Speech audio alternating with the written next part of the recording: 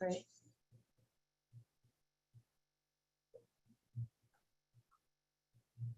All set. Okay. Good morning. This is a convening of the Massachusetts Gaming Commission, and because we're holding this meeting virtually, take a roll call. Good morning, Commissioner O'Brien. Good morning, I am here. Good morning, Commissioner Hill. Good morning, I'm here. Good morning, Commissioner Skinner. Good morning. Good morning, Commissioner Maynard. Good morning, I'm here. Right, we'll get started. I want to thank everyone. Yesterday, we had a very productive meeting on all matters coming out of our community affairs division, and thank Joe Delaney for really getting a lot of his outstanding matters completed. So thank you for that. Now we are going to turn first to two sets of minutes. Commissioners, if you've had the chance to review them. Commissioner Hill. Madam Chair, I move that the commission approve the minutes from the August 11, 2022 and August 17, 2022 public meeting minutes that are included in the commissioner's packet, subject to any necessary corrections for typographical errors or other non-material matters. Any questions or edits on either set, the 11th or the... Yes. So I did, Madam Chair, I had 3 pages that I flagged stuff on, all on August 11th. Okay, one page at a time. Yeah. So page 5 in the packet. If you go to the 3rd full paragraph, it starts off, Commissioner Maynard asked a question, and I think it's just a typo, because I'm not really, it says that the sentence ends with, as it was reported, that not all tables are rude. Yeah, And I don't know if that's supposed to be open or Running. running. I don't know what it's supposed to be. Yeah, I think it was supposed to be running. I saw the same thing. Okay. Can you repeat the paragraph for me, please? Yep, it's page 5. If you go to the 3rd full paragraph. Yep. That opening sentence, the very end of that opening sentence. Oh, yes. It should be running. Okay. And then page 14. I have to say we compliment the thoroughness of the minutes. Thank you. Yeah. And I do, as we're looking for the pages, urge our legal team to go through them, because there are issues that we hoped would be addressed. And so this is a good reminder. Thanks. Mm-hmm. So again, I think the 3rd full paragraph on that page, sort of the 3rd sentence from the bottom starts off and reads right now, Commissioner O'Brien stated criteria different from casino licensure may be strengthened and security of the sports wagering platform. And I had to go back and reread because I wasn't quite sure what I had intended to say. And what I had said was when we were going back to see what would be transferable, that one of the criterion from casino licensure that would be potentially transferable would be the retail security equating to the strength of the security on the sports wagering platform.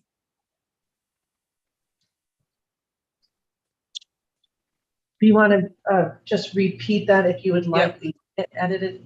So it should read, Commissioner O'Brien stated, one of the criterion from the casino licensure that may carry over would be the building security equating to the strength and security of the sports wagering platform.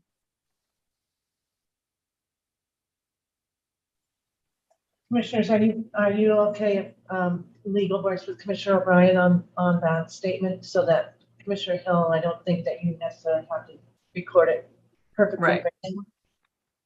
Okay. And of course we are. Yeah. Yep. And then the last one was on page 15,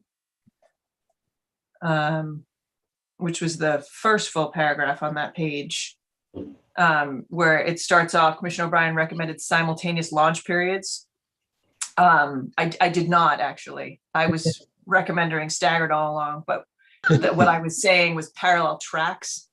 to move forward on parallel tracks, not simultaneous launch. So it was parallel tracks for regulatory drafting. It was not simultaneous launch.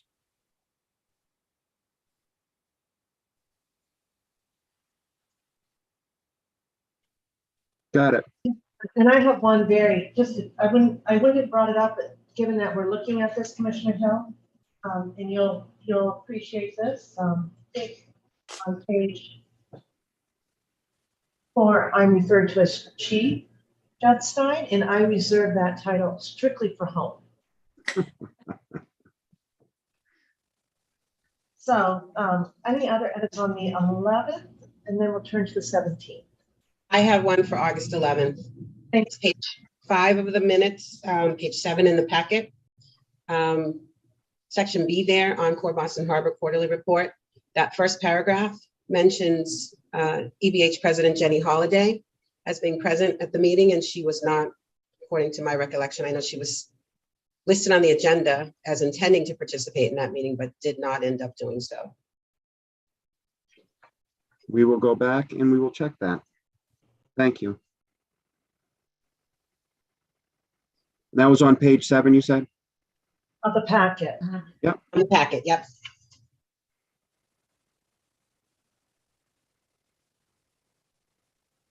Okay.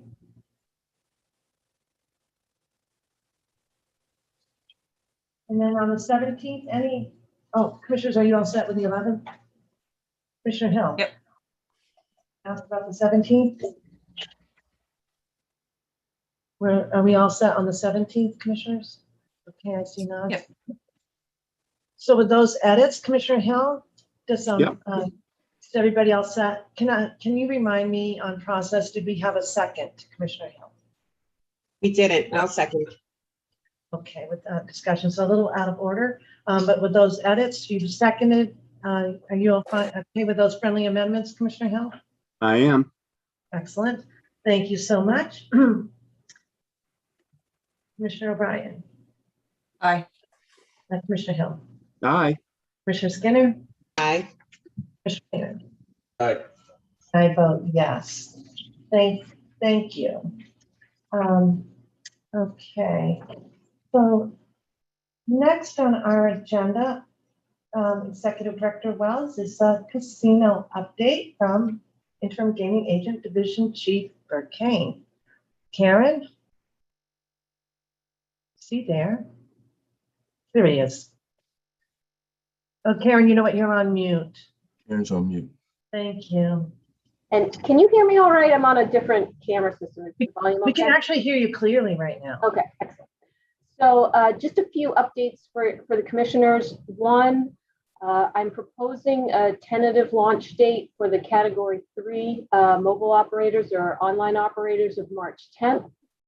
The suggestion is we do it that day because it gives us the weekend if there's any issues before March Madness starts, and then there's a Monday where we could have a commission meeting if necessary, if there's any issues before the big tournament starts.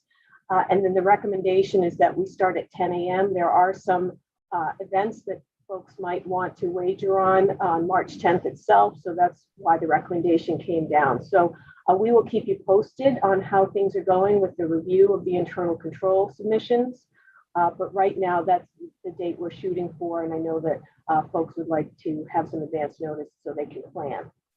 We are scheduled for the 23rd of February to do the temporary license approvals in front of the commission. Director Band is collecting all the necessary materials from the operators, which includes their official request for that temporary license, and we're confirming that they've paid the $1 million, and I will be doing my determination that they are qualified gaming entities for that date. The operations certificate, I have done some work with the GLI team. Looks like we can do that in the day or two before the launch on March 10th. So we'll get some further clarification on a good day for that, depending on the commissioner's schedule.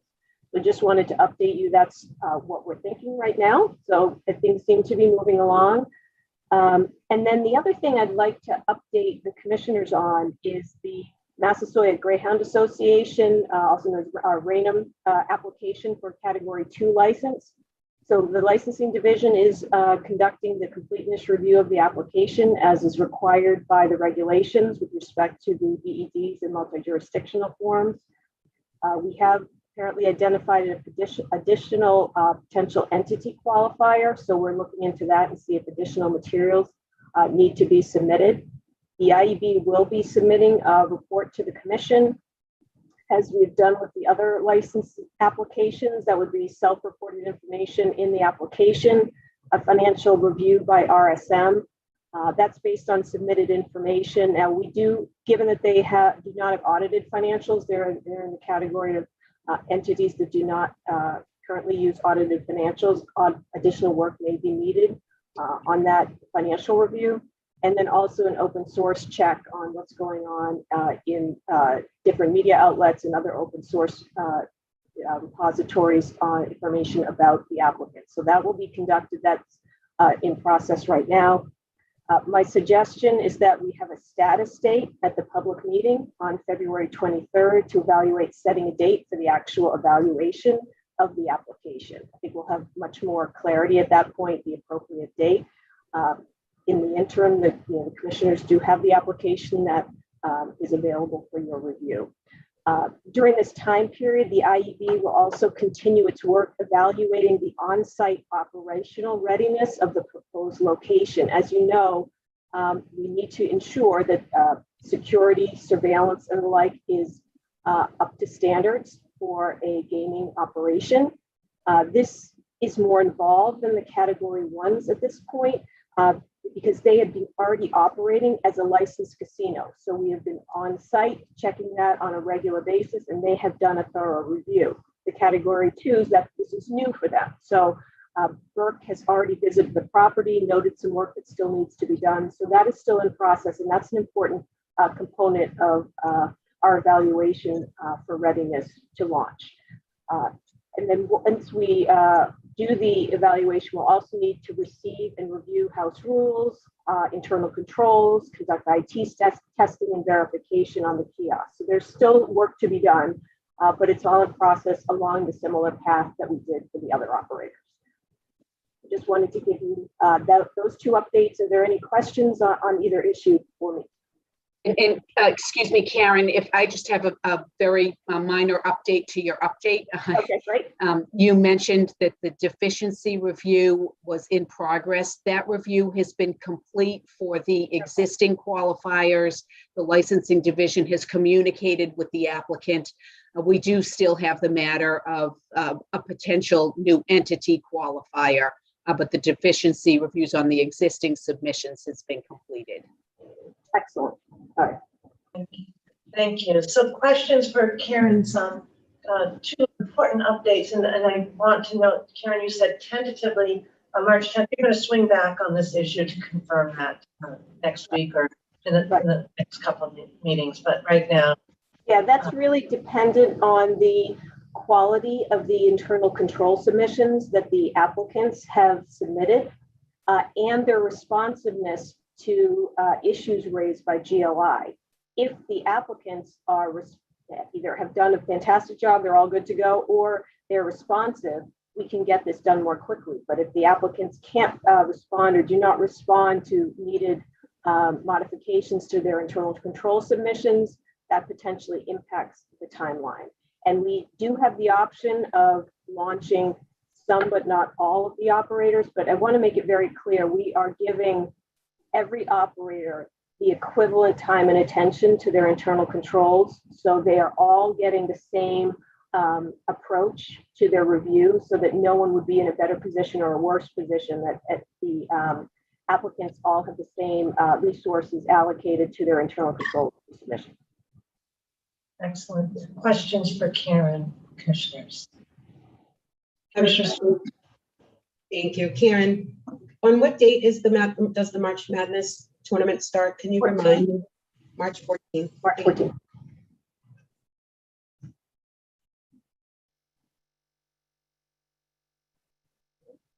So if there are no other questions, I will turn it over to our interim gaming agents division chief, Bert Kane, to give you an update on what's going on at the properties. Great. Thank you, Karen. Good morning, Madam Chair. Good morning, Commissioners. Nice to see everybody again. I'm going to give you an update on casino operations at our 3 casinos, and I'll start with PPC. PPC continues remodeling and construction on Fluties to turn it into their permanent sports book. PPC continues to hold live music, the Revolutionary Lounge, every Friday and Saturday evening from 8 p.m. to midnight. The full lineup and schedule is set through the end of March. PPC promotions.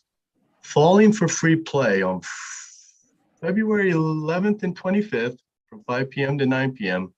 PPC will be selecting 25 lucky winners to receive $50 in free slot play every 15 minutes. On Saturday, February 11th from 5 to 9 p.m., players can earn a $25 gift card for every 250 tier points earned using their My Choice rewards card. And finally, in February, players who sign up for a My Choice rewards card will earn a spin to win up to $5,000 on their big wheel. MGM.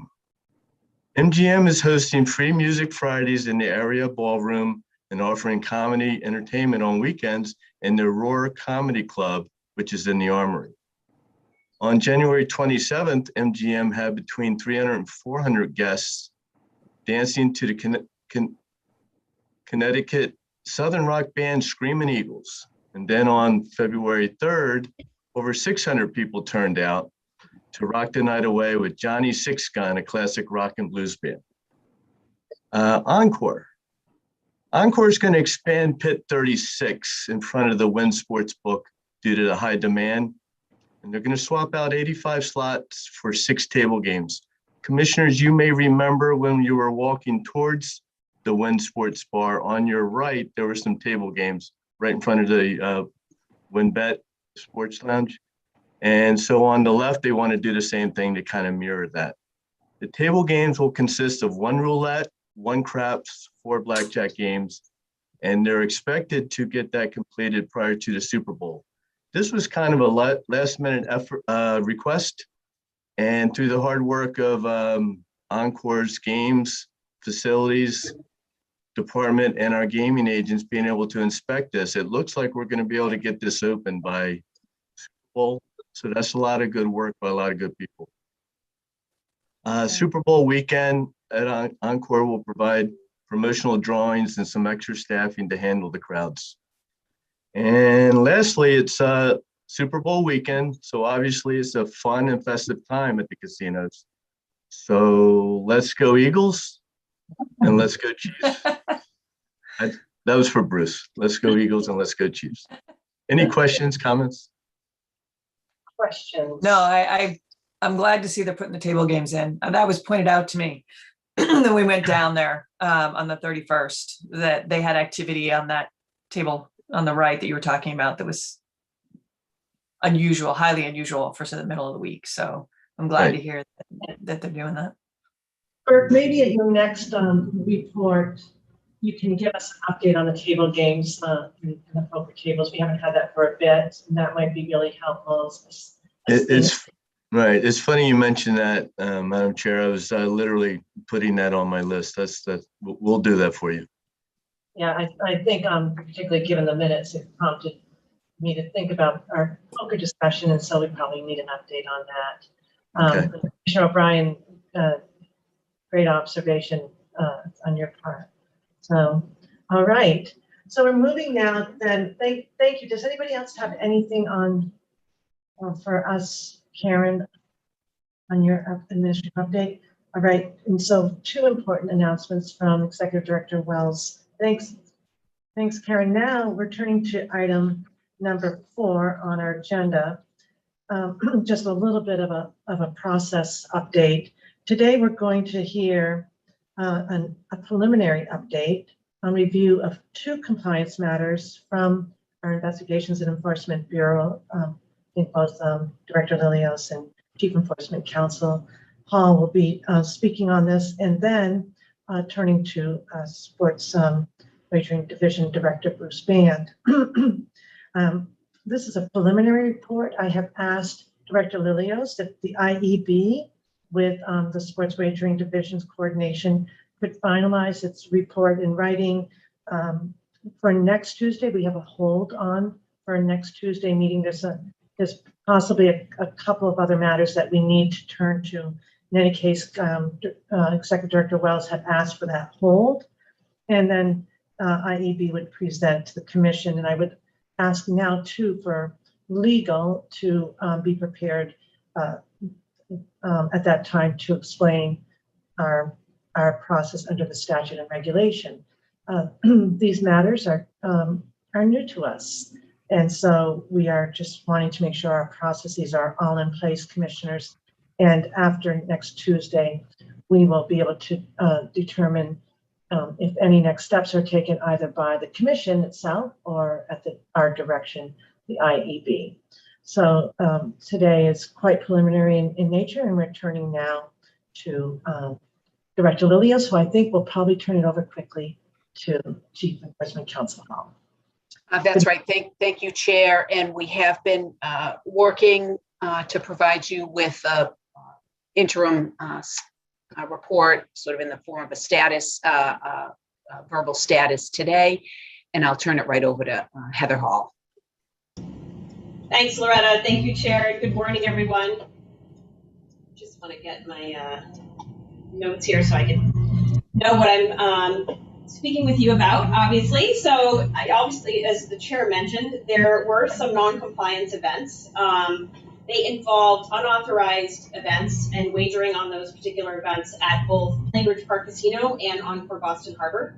The matters are obviously currently under review by the IEB, and our intention today, as the Chair noted, is to just provide a brief summary update with anticipated follow-up once the reviews are complete. I think the first thing I'd like to note is that both of these incidents were self-reported by the licensees. And our preliminary review indicates that these were violations of Chapter 23N, Section 3, and 205 CMR 247, as well as this Commission Sports Wagering Catalog, which the Commission voted on. In terms of the preliminary review, with respect to the PPC matter, it is our understanding that wagers were permitted on a Merrimack College men's basketball game over the course of approximately 7 hours. And the IEB has been in communication across teams and also with PPC on this matter. With respect to the EBH matter, it is our understanding that there was a wagering allowed on a Boston College women's basketball game, and that wagering was available for approximately 5 hours. And similarly, the IEB has been in communication with each other across various teams and also with EBH. And, as the Chair and Director Lilio said, essentially that's all we have for now in terms of this preliminary update, but the IEB does anticipate that we will be providing a written document on these matters, including remedial steps taken by the operators once we've completed the review, which we anticipate will be coming very soon. And if there are any questions, I'm happy to answer those. And we can turn to Heather, commissioners. I also know that Director Band is also available perhaps to discuss further remedial steps, but if we have questions for Heather at this time, Commissioner O'Brien. I do. And Heather, if for some reason you feel like this is premature to answer, let me know. But my two questions really are, were these both self-reported, self-identified and self-reported? Maybe you said that and I missed it. And do you have a sense of the either the number or the monetary amount involved at each place? Yes, Commissioner, they were both self-reported, which is obviously a key component in all of this. So I, commend the operators for that. In terms of the specific amounts, I think that might be better to wait for the full report, which we are working on. We do have, the preliminary understanding of it, and we'll be happy to provide that in the coming days. Okay, thank you. I guess I should also offer this, commissioners, because Heather and her team will be coming back to us, and my goal is for Tuesday. We should also think, as we listen to this report today, whether there's anything in particular we would like IEB to cover. I think I'm hearing, even between now and Tuesday, it's going to be a busy betting weekend. So my question would be, how do we ensure to the public that there will be the remedial efforts in place to mitigate this kind of prohibited event on the available for betting purposes? And perhaps, I don't know, Director Lilios, who should answer that? I think Bruce is probably in the best position to address that. Certainly some steps have been taken. Again, we continue to evaluate ongoing remediation and may have some suggestions for that as we complete our review. But as an interim matter, remediation has been addressed. I think Bruce is in the best position to summarize that. Madam Chair, Commissioners, I will tell you that Encore has, by tomorrow, has taken over inputting their catalog themselves at Encore. They've taken over that process from GAN.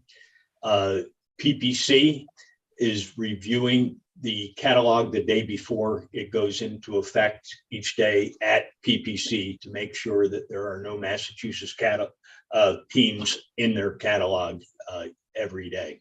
So that's kind of the way they're checking it and making sure that this doesn't happen again. Okay, and so questions for Madam Chair. Yes, Commissioner Howard? So Bruce, can you just remind me, so they physically go in and do like click a box, no, no, no, or yes, yes, yes, depending on what the technology is. And is it safe to say that just one of these, a box didn't get clicked? It wasn't.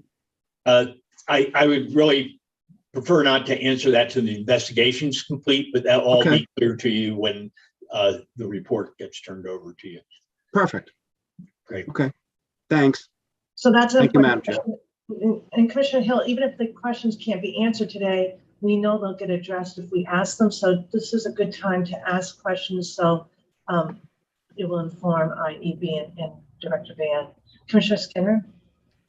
Yeah, Bruce, just can you clarify what remedial measures PBC has put into place? You said that they would review the catalog the day before. Is that the day before each of catalog is put into place, so they have the whole catalog. They can look at it, make sure there's no Massachusetts teams in that, and then that catalog gets uploaded to make sure that there isn't any teams from Massachusetts in it. That would be a daily review then, right? Almost. Pretty much so, yes. Yeah. Okay. Thank you. You know, I'm going to turn to Councilor Grossman just as a reminder to the public. The statutory and regulatory provisions that are applicable here that Chief Enforcement Counsel mentioned, just generally on Massachusetts teams, if you want to remind everyone on the general rule. Sure. I don't have it right in front of me, but essentially no wagering is allowed on events involving any Massachusetts-based colleges or universities unless they're involved in a tournament that has at least 4 teams in it. And so individual sporting events with just 2 teams are not, including Massachusetts colleges or universities, are not permitted here. And they're certainly not in the catalog. Right, which are the regulatory provisions. So just a reminder that not all states have that prohibition. Massachusetts does, and like Heather said, I do commend both operators for self-reporting. I have one additional request. We did, while we were assessing the applications, we did get insights on other jurisdictions that dealt with these kinds of infringements. So to the extent that you can pass along how they've been handled by other jurisdictions, I think we're always interested in that. Commissioners, do you agree? Would you like that information? Chair, I just want to say thank you for that. We are actually in the process of doing exactly that, and we'll be, certainly happy to report our insight that we've gleaned from those different applications. So I agree with you, and I appreciate you raising it. Thank you. other questions or anything you'd like IEB and the Sports Wagering Division to address? All set? Okay, then we'll stay tuned and again, our goal is to revisit this on Tuesday, February 14th, ideally. All right. And so just so folks understand, we did reserve the right to access an executive session. It's my understanding here we had no need, and so that's why it was on the agenda, just in the event that there was something that we needed to discuss in order to preserve the integrity of an investigation or review at this point. So we're going to turn now to item number 5 on our agenda. Good morning. Good morning, Madam Chair and Commissioners. I'm joined by Doug O'Donnell and John Scully, and we are here to present to you the second quarterly budget update for the Commission's FY23 budget. This begins on page 26 of your packet. The currently approved FY23 budget for the Gaming Control Fund is $35.97 million, composed of $29.61 million in regulatory costs and $6.36 million in statutorily required costs. This required an assessment of $29.88 million on our licensees. This quarterly update, staff is recommending increasing the Gaming Control Fund by a total of $50.77 thousand for independent monitor invoices paid in the second quarter. As a reminder, the independent monitor expense is revenue neutral, so we're also increasing revenue estimates by that same amount. This memorandum also recommends adjustments to each licensee's share of the second half of the FY23 Gaming Control Fund assessment and the assessment to the Public Health Trust Fund based on revised gaming position counts as of January 1, 2023.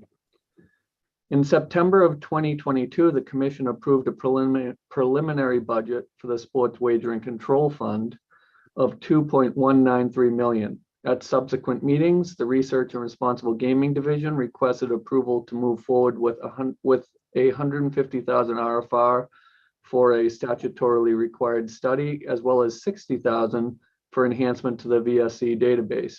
These were both approved in those meetings, thus increasing the Sports Wagering Control Fund's approved level to $2.42 million. In this quarterly update, we are recommending additional increases of $2.32 million to the Sports Wagering Control Fund, which would bring the total FY23 projected budget for sports wagering to $4.74 million. We're also introducing an assessment, as is allowed by the law, of approximately $2.2 million on sports wagering approved licensees. In a public meeting on January 4th, 2023, the Commission approved the addition of 5 new FTEs for the Information Technology Division.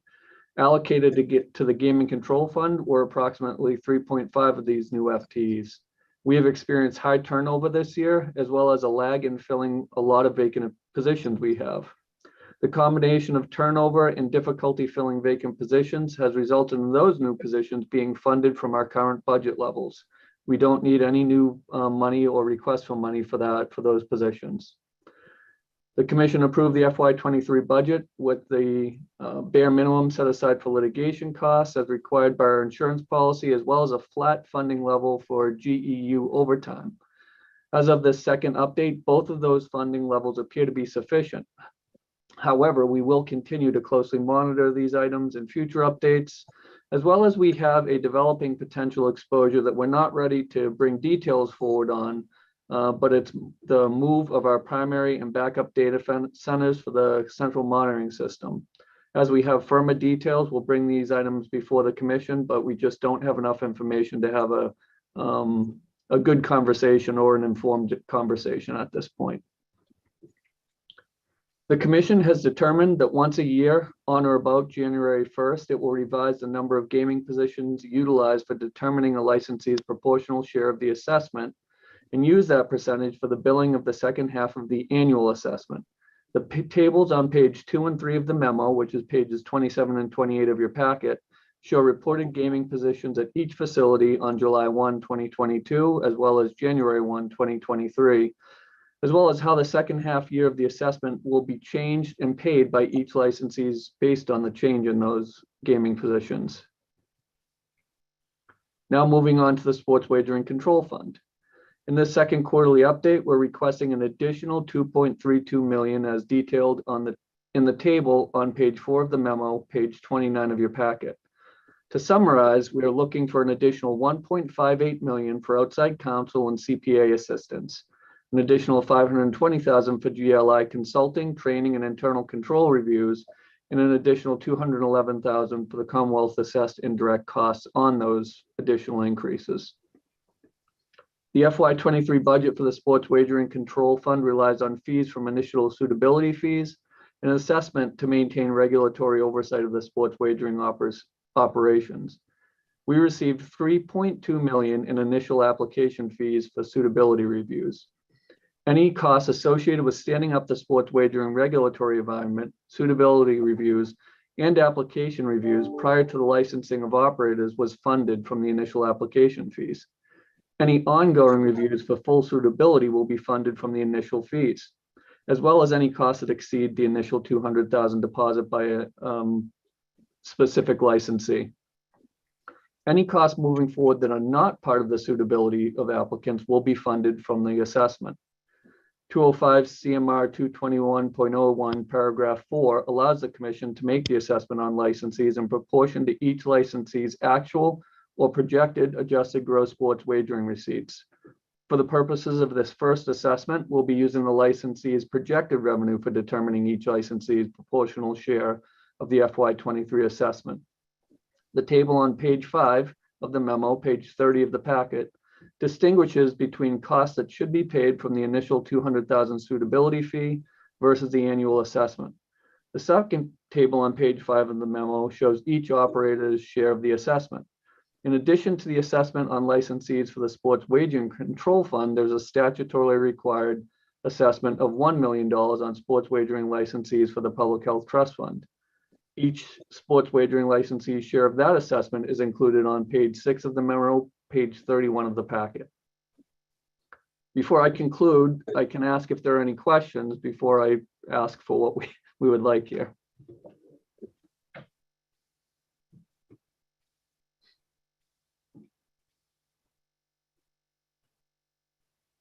Okay. Questions? I don't have any questions on this, more a comment of, it seems like we need to support Dave Muldrew and IT, et cetera, to try to fill some of these positions, because we've got a lot of lifting coming and a lot of attrition and positions to fill. So not a fiscal question, just more a hiring question. I would thoroughly agree with that. While I was happy as I was starting to pull these numbers together to see that we didn't have to ask for additional funding, it was very shocking to see the number of open positions, vacant positions, and lag in hiring that we have. And it's across all divisions. So it's it really is something that I think Dave and team are tasked pretty hard with at this point. Yeah. Executive Director Wells, I don't know if you want to chime in on that. I know it's been top of mind for you and I know Dave and the entire team, they have been working on additional strategies in order to. Now we're having a little trouble hearing you now, Karen. Whatever. Thank you. Is that better? Or no? Hold on. No problem. How's that? Is that better? Okay. Yes, thank you. I got a new webcam from IT, so I'm sure figuring that out. So yeah, Dave and team, they absolutely recognize this is not just a gaming commission problem or even a state government problem. It's a national issue on hiring. So this is something where we're competing against other folks that are hiring as well. So they have implemented additional strategies in order to recruit more employees, and particularly in the IT front. It's just challenging right now. So we're just looking at any ways that we can make the job more appealing. We're looking at additional ways to recruit. We're looking at the option of remote, so we can expand our pool even beyond Massachusetts. But these are just things that every government agency and every employer is struggling with right now. So they are on it, they know, and the IT team is sort of working. We're trying to network, trying to see if we can get people that are well known as being strong in the IT department in the Commonwealth. But this is just it's going to be an ongoing issue. So we're just but we do have resources within the HR department, and Derek and I have also supported outside consultants or outside funding to try to get additional hires within the agency. Madam Chair. Yes. So I should know this, but I don't. Do we take this show on the road, as we like to say? Do we go to job fairs around Massachusetts? And in some cases, which I don't necessarily recommend, but New Hampshire, Rhode Island areas to get some of these workers to come in. I know of a friend of mine who works in the industry of helping people hire people. He's at a job fair almost daily right now, and he's very successful in getting people jobs through those job fairs. Just a suggestion, and maybe we already do it and I just don't know. So historically, we have gone to job fairs. It's not as many as I think we'd like to, because we've had a smaller HR staff, but we have historically. And then for some of the dedicated positions, when we had a hard time filling gaming agent positions, we actually held our own job fairs where we brought people out, let them come interview with us, let them come give us their resumes, and then we created if we had more applicants than we needed for the positions open, we created a backlog too, where we could go to the next group in line. And I think we have to, I think Dave is looking at those types of options, as well as pulling on recruiters for some of these harder positions that we haven't been able to fill for a long period of time. But there is plenty of room for expansion in that. I will be the first to admit, when it used to fall under me, there was plenty of room for expansion into that. Thank you, Madam Chair. I like both those ideas. Something to think about, Executive Director Wells. So thank you. And thanks, Commissioner, for the question. Other questions on this? And Commissioner O'Brien, you've raised an important issue for the internal works of the team. So thank you. All right, now back to Derek's report.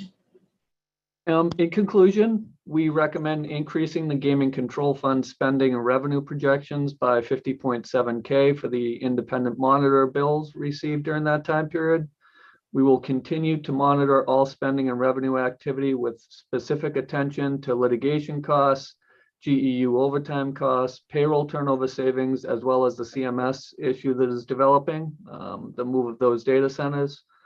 We recommend adjusting the assessments on gaming licensees based on the revised gaming positions as of January 1, 2023. We are seeking approval to increase the sports wagering control fund budget to $4.747 million and assess $2.236 million of that on the Massachusetts licensed sports wagering operators. We also seek approval of the $1 million statutorily required assessment to the Public Health Trust Fund on licensed sports wagering operators as contained in this memorandum. Thank you for your time. So commissioners, I know that Derek's looking for a vote from us today. If you have no further questions, you've had the benefit of your thorough memorandum. Thank you to John and to Doug for joining today. Questions for either of them? Nice to see you, John. Nice to see you as well. Yeah. Commissioners? Madam Chair, I'm ready to make a move if my fellow commissioners see fit. Madam Chair, I would move that the commission increase the gaming control fund spending and revenue projections by $50,770 for the independent monitor, and that the commission adjust the assessment on gaming licensees based on the revised gaming position accounts as of January 1st, 2023, as included in the commissioner's packet and discussed here today. Second. Any further questions or edits? All right, Commissioner O'Brien. Aye. Commissioner Hill, Aye. Commissioner Skinner, Aye. Commissioner Maynard. Aye. I vote yes. 5-0. Excellent work, Derek. Thank you. Um, I think there's one other motion. Yeah, I was going to say, I think that we now have to turn to, because it's been seconded, correct? You have that. Commissioner Skinner, perhaps? I move that the commission increase the sports wagering control fund budget to $4.74 million and assess $2.32 million of that on Massachusetts sports wagering operators, and that the commission approve the $1 million statutorily required assessment to the Public Health Trust Fund on licensed sports wagering operators as included in the commissioner's packet and discussed here today. And Derek, you'll have to confirm that I got these numbers right, please. You did. Thank you. Second. Okay, any further discussion on that? Thank you. Oh, Commissioner Maynard, you weren't asking, okay. And thank you for the helpful analysis. Commissioner O'Brien. Aye. Commissioner Hill. Aye. Commissioner Skinner. Aye. Commissioner Maynard. Aye. I vote yes, 5-0. Excellent. Well done, finance team. I know they've got a couple of your team members here, Derek, but you always acknowledge all the others. It's not just the finance team, it's the whole agency, right? As a reminder, the entire agency is responsible for their own budget. So we have, I think, what is it, John, 16 cost centers right now, and they all are responsible for their own budget. They meet with John on a monthly basis. They really get it to a point where it's just a quick analysis here and then writing the memo. And on the revenue side, Doug and his team are working with the licensees daily to keep track of the position accounts, the revenue, the assessment, and all the work that the commissioners did through the review of the applications made the assessment easier because we had the information that was from the executive session, knowing detailed out all of the projections from each licensee. So it really is, we get to sit up here and do the summary information, but it really is all the work behind the scenes. And such excellent work by you and your folks in tracking all of that, Derek. So thank you to Derek, thank you to John, thank you to Doug and the rest of the team. Thank you. Thank you, Commissioner Skinner. Anything all set then? All right. Thank you. And we're going to now move to our legal discussion on, we've got a reg to return to, and it's not sports wagering. Good morning, Judy. Good morning, Madam Chair. You're right. It is not sports wagering. This morning we are talking blackjack, specifically Pontoon 21. I am joined by Bert Kane, Interim Gaming Agents Division Chief, Angela Smith, Casino Regulatory Manager at MGM Springfield, and Dustin Nigro, Supervising Gaming Agent. As you'll recall, the Commission approved Pontoon 21 as a new table game in the Commonwealth at the December 1st, 2022 public meeting. Thereafter, it has been approved for play at MGM Springfield, so just over a couple of months now. This regulation has been going through the promulgation process with a public hearing overseen by Commissioner O'Brien on January 31st, 2022. So we're bringing the physical characteristics regulation back before the Commission for finalization and approval. And we've also brought the rules back as well to make a slight change to them that won't affect their content. But before we get into the nitty gritty, I thought it would be best to turn it over to the IEB to give you a short update of how the game has been functioning at the property, and then we'll turn it back over. So enjoy. Good morning, everyone. The game is popular at MGM. It's busy all hours of the day. They've had multiple jackpots. Recently, they had a jackpot for the progressive, just under $200,000. Since they began the trial of the game back in July 2022, they've actually given away just under $4 million of prizes for the progressive jackpot rules on that game. We haven't had any issues with patrons' comments on the game, and we haven't had any issues on site with, procedures and policies with the game. Does anyone have any other questions? Angela, it's great to see you, and it was so nice to see you in Springfield. Does Dustin want to weigh in? Good morning, Dustin. No, I agree with Angela. Everything she said, it's been going really well. Going well. Excellent. All right. So questions. We didn't really get a chance to take a look at this unless maybe you did, Commissioner Hill, when you were out there for a little lengthier time. So I was going to make a comment at the end of our discussion here. And Angela, hello. And to your team out there, I wanted to thank them. So I was out there for like 24 hours. So they took me not only into the sports betting area tours, but they brought me around the whole casino, and it was very, very informative because I got to see section by section by section and got to see the back of what really goes on. And yes, I got to see a little bit of the Pontoon 21 being played as I was walking around. Me and Burke, we're doing our thing during our Monday tour as well. So thank you for being there. Very, very popular game. Yeah. For sure.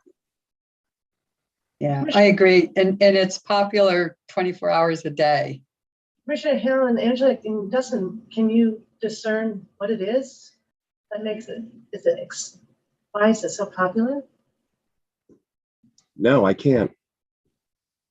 I think the progressive bonus spin helps. One of the features that bonus prize offers is that if the bonus hits, there's minor prizes for everybody at the table, and then there's a grand prize for one person. So everybody has that potential to win a smaller prize every time the wheel is initiated. So that to me would be enticing if I was going to choose a game. So that's just my guess. That's helpful. Well, I'm glad it's a success. Commissioners, any questions for Angela, Dustin, Burke, Commissioner Hill? Okay, no, questions for you because you had eyes on the game. All right, so now back to the regulatory work. I think Burke has something he'd like to add, Madam Chair. In reference, hi everyone. In reference to the fun or the attraction to the game, I think we all kind of know our kitchen table blackjack game. Pontoon 21 also throws in like a 6, 7, 8 combination bet, which could win a little bit. 3 7s, which is 21, could win a little bit. Those pay tables would be clearly printed on the layout. So it adds a little bit of difference, bets and combos, and a little bit of fun that way also. Very helpful. And I'm sorry, Burke, that I missed you. Thank you. Oh, that's quite all right. Okay, so Judy. Yeah, I'm back with the least fun part of the game, walking through the rules. Yeah, I know. You know what, Judy, if anyone can make a reg really fun, you can. So I'll try my best. All right, so beginning in our packets on page 39, we have 205 CMR 146.28. So this regulation basically incorporates the physical aspects of the table game. You can see a picture of the actual Pontoon 21 table at the property on page 58 and 59 of your packet. So I apologize if they're a little separated out. But essentially it puts into regulation, similar with our other table games that the commission operates, into this regulation, including the payout odds, the commission's rules surrounding progressive payouts of blackjack games and other wagers. But we've made no substantive changes since the last time that you saw this reg on December 1st. And I believe I forgot to add during my little introduction that we've also received no comments at the property or electronically about this game or the regulation itself. So I consider that to be a little bit of good news. Any questions, commissioners? I will note for you, there is one small typo in, let's see if I can find it. My eye just caught it. I apologize.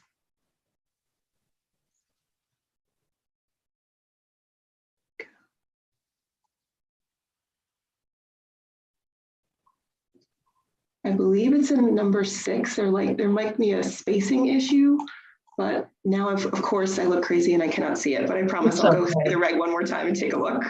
Yeah, with those kinds of typos, I think there's always permission to fix that. Commissioners, any further questions on the reg itself? I think that Judy's looking for a motion. All right. Brian? I did the reg hearing, so Judy and I can bring it in. I move that the commission approve the amended small business impact statement in the draft of 205 CMR 146.28 as included in the commissioner's packet and discussed here today. And further, that staff be authorized to take the steps necessary to file the required documentation with the Secretary of the Commonwealth to finalize the regulation promulgation process. Second. Any questions? Commissioner O'Brien? Aye. Commissioner Hill? Aye. Commissioner Skinner? Aye.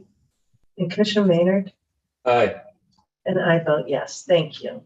All right. 5-0. So then Thank you. Oh, thank you guys. Next, moving on, we have the rules of Pontoon 21. We've simply gone on to, the rules begin at page 43 in your packet, but I'm going to flag the major change for you is within the rules on page, let's see if I can get there fast enough. I think 56. That's correct. Page 56. So now that the regulation is finalized, we've gone in and essentially stricken section 17 that lays out the physical table characteristics in the rules. We did this because it took around 65 days for the regulation to go from draft to now final format. And so removing this out will put these rules kind of in similar fashion to all of our other approved table games. And then this version will just go up on the MGC website with the date of approval. Questions for Judy on this? Everybody sees the stricken language, correct?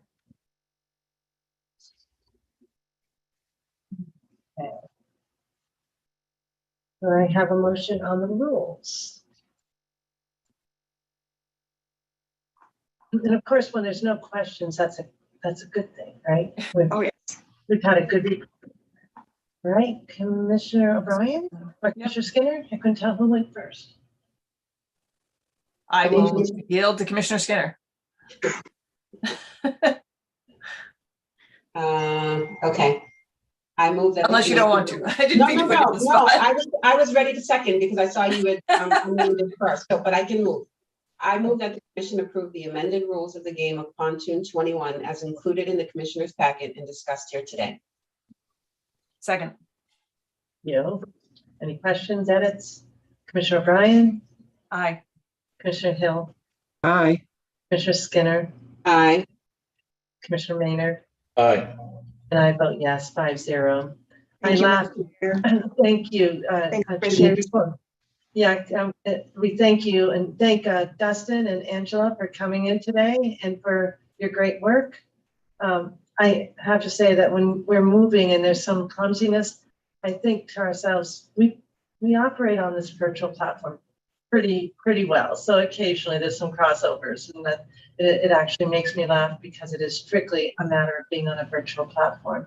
So thank you. And you know what, Angela and Dustin, you didn't have to leave any distance to get here today. So thank you so much for that virtual. You're welcome. Well, you're welcome and thank you. Yeah, have a good day. Bye-bye. All right.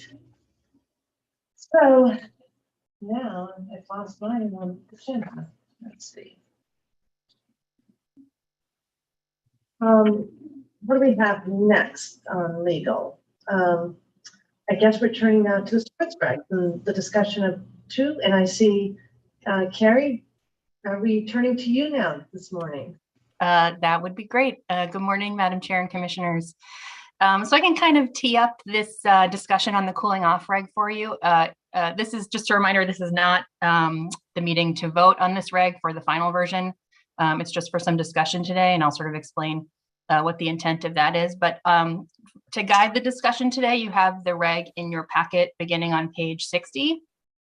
Just a reminder, this reg we're going to discuss, this is the cooling off reg, which allows individuals to temporarily prohibit themselves from sports wagering.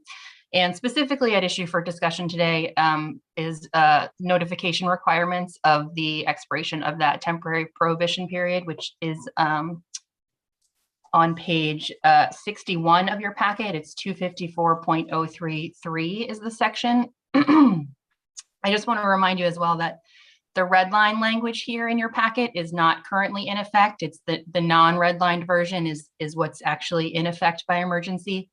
The red line language is what you had voted on at the last meeting to put out for comment to see if operators had any comment on this proposed option. The non-redlined version made these notifications mandatory, and the red line language made them opt-in by the individuals. Carrie, on that, yeah. When we read the language that's not read, it doesn't look like it's a complete sentence when we start with 24 hours prior. I think it's just let me double check. I think it's just because of the number being used instead of so 24 hours prior. Maybe that's right. 24 hours prior to the expiration of 72-hour or 1 week temporary prohibition period, or 72 hours prior to the expiration of 2 to 3. I think we've taken out something about notification. But if you want to work on that, I also want to turn to Executive Director Wells, because you've had some conversations about this particular provision as well. And I know we're going to hear from Mark as well. Yes, so as you know, there was a discussion at the commission meeting a prior commission meeting on this issue. I've also had conversations with Director Vanderlinden on this. We were trying to we did reach out to the operators. So Director Van did reach out. We haven't confirmed yet whether or not the operators would actually be able to do some kind of opt-in for the prior notice that an individual's temporary prohibition is expiring. So, we've chatted, and Mark, chime in here, but I think that given that this regulation is now in effect per emergency, we could communicate to the operators. They can petition for a waiver on that if they can't do that. So that's sort of on the operational side. And on the substantive side, the commission has had some discussion about sort of the policy behind this. Mark's going to do a presentation later on sort of his thinking behind the reasoning for the policy. But one option we have also discussed with the chair is, some kind of further, whether it be a roundtable or some kind of stakeholder discussion on the policy. We recognize this is not something that's done in other jurisdictions, so this would be more on the cutting edge or on the forefront. So there could be discussion on how to do that. The other issue that had come up, if there was a concern about the notification coming from the operator and whether that's a trigger or some kind of signal that would entice someone on the temporary prohibition cooling off period to then go ahead and start gambling as soon as the cooling off period had expired. That there is the option of that messaging coming from GameSense or something through the commission. So at this point, we have sort of the operational piece and then the policy piece, which can still be, you can still get some additional information on that. Thank you for that. That just gives a little setting of the stage. Now I'll turn back to Carrie. In terms of the Black language, do you see my question? Yep, I can show you. So it's a little confusing because the crossed out language is what's in effect. So if it helps, I can show you the what's in effect language that is in effect. Excellent, thank you. Yep.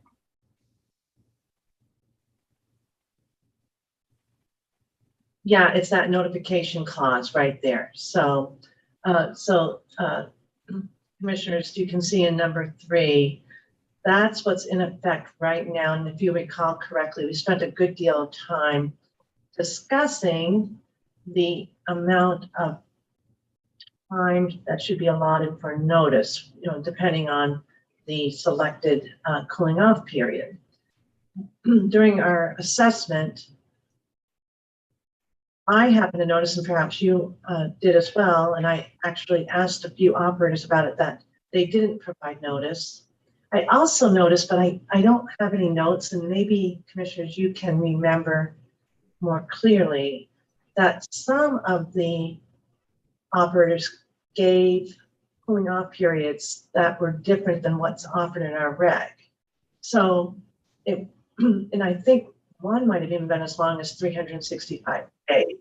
So I just wanted to point that out because that would be another change for operators to make if we really want to keep the cooling off periods to strictly 2 weeks, 3 weeks, 4 weeks, temporary prohibition periods. Those are my observations that came from our assessment of the applications that followed our adoption of this emergency reg. And then, and Mark will go through his policy discussion, there was an additional recommendation that emerged where that notice could be optional, but that still the sports wagering operator would have to be the notifier, which we got some feedback from those operators that came before us that would be, from their perspective, exceptional from an RG point of view. So I think we can take this language down, but that's really, I should take a picture of it. But that's the reg in place now. And if we were to decide on a waiver, that would be what would be waived now. And we have not yet acted on the new red line language. So, right. Okay, so now that's an additional setting of the stage. We have Mark Vanderlinden has provided a PowerPoint. I know that he was concerned about it being submitted on the later side of our regular practice. I thought it would be helpful for him, at the very least, to use as a guide for him. And so I felt that the commissioners didn't need to necessarily study it.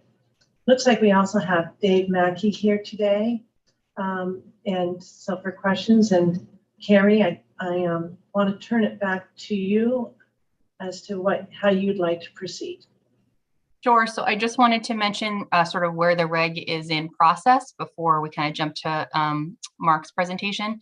So this regulation, the one that is in effect, will come back for final vote on the 28th. So, if there are particular changes, or the 28th or the 1st, I think we booked both days because we have several regs, but if there are changes that the commission sort of comes up with today that you'd like us to make, we could come back with those changes at that meeting when it comes for final vote. And then what I particularly wanted to note is that whatever that version is, wherever you land, that version will go into effect on March 17th. Keep that in mind with respect to any potential waiver that might be necessary. Whatever regulation you do decide to vote on the 28th or the 1st won't go into effect until March 17th. And then I think I'll just turn it to Mark if he wants to walk through his presentation. Commissioners, any questions yet for Carrie or Karen? Carrie, final vote on February 28th or March 1st with an effective date of March 17th, you said, right? Okay. Correct. Yep. Thank you. Commissioners, any other questions? Okay. Good morning, Director Van der Linden. Madam Chair, can I just have a 5-minute, break? Just a 5-minute break before we start the presentation? That's probably a good idea. Thank you so much. So it's 11:15. We'll return, how about 11:25? So everyone is not running. Okay, thank you so much.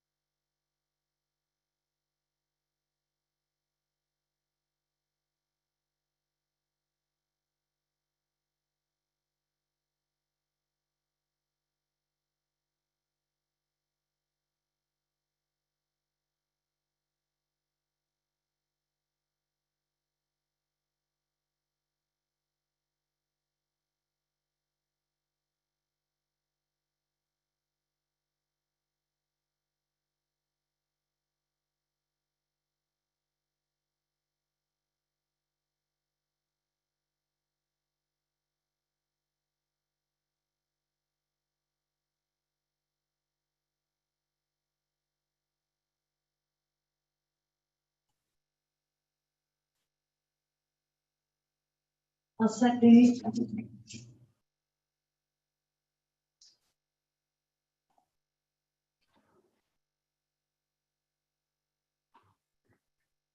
All set.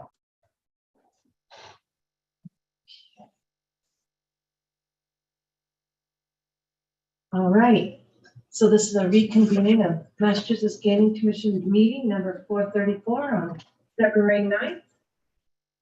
We take a roll call because we're holding this meeting virtually. Good morning again, Commissioner O'Brien. Good morning, I'm here. Good morning again, Commissioner Hill. Good morning, I'm here. Okay, and good morning, Commissioner. Good morning. And Commissioner Maynard, good morning. Good morning. All right, we'll get started. And now we're turning to, it's item number 6BI regarding cooling off periods. And we're turning now to our Research and Responsible Gaming Director, Mark Vanderlinden. Thanks, Mark. Good morning, Madam Chair. Good morning, Commissioners. Thank you for allowing me to bring this late PowerPoint to you. I was working with Bonnie and Long over the past couple of days. We decided that a PowerPoint was probably the best way to kind of organize some of our thoughts on this, and so here we are. So I'll just dive right into this. Can you see my screen?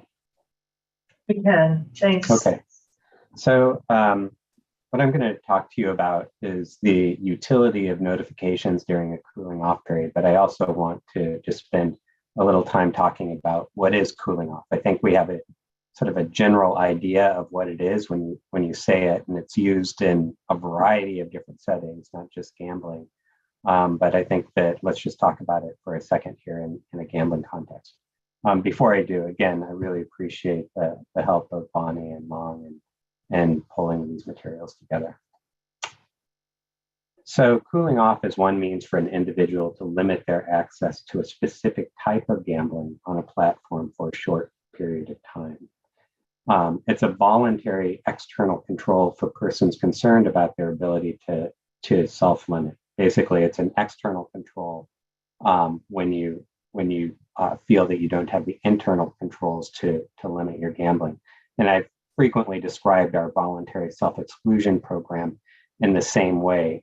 And as the next bullet point states, it's just a shorter period of time for self-exclusion that may be offered as part of a pre-commitment system. And that term pre-commitment I use frequently as well. And I'm going to come back to that in just a few slides. So our responsible gaming framework is the Massachusetts Responsible Gaming Framework was first developed, I think, in 2014, revised in 2018. There's 7 different strategies, as you see here. Strategy 2 really focuses on supporting positive play. We have a number of different tactics and strategies specifically under supporting positive play, but what I wanted to focus on here is just sort of the challenge for the commission, the challenge for our licensees to try to kind of keep thinking about how do we do a better job in promoting positive play. So for persons who are unable to maintain positive play, gaming licensees must offer information about problem gambling and options for help. The strategy also recognizes that things continue to evolve as new information and technologies become available, especially now with sports wagering. Licensees and others have a role in innovating and assuring programs and materials that support positive play and address problem gambling are woven into all practices and policies. I just got done watching a webinar from a colleague of mine, Dr. Tim Fong from the UCLA Gambling Studies program. And he was doing a webinar for the Mass Council on Gaming and Health. And in one of his slides, he said that we need to do a better job of developing innovative ways to reach sports bettors at a very early stages of problem gambling and increase the demand for services. That's sort of early detection. And I think that's an important way to try to understand this. How do we develop early detection systems And how do we implement that and embed that in our different types of gaming platforms? So I'm going to say just off the bat, who enrolls in a cooling off? And I would venture to say we know very little about that just off the bat. A lot of research hasn't been done on this. We know who enrolls in voluntary self-exclusion programs. They're generally speaking at risk and problem gamblers.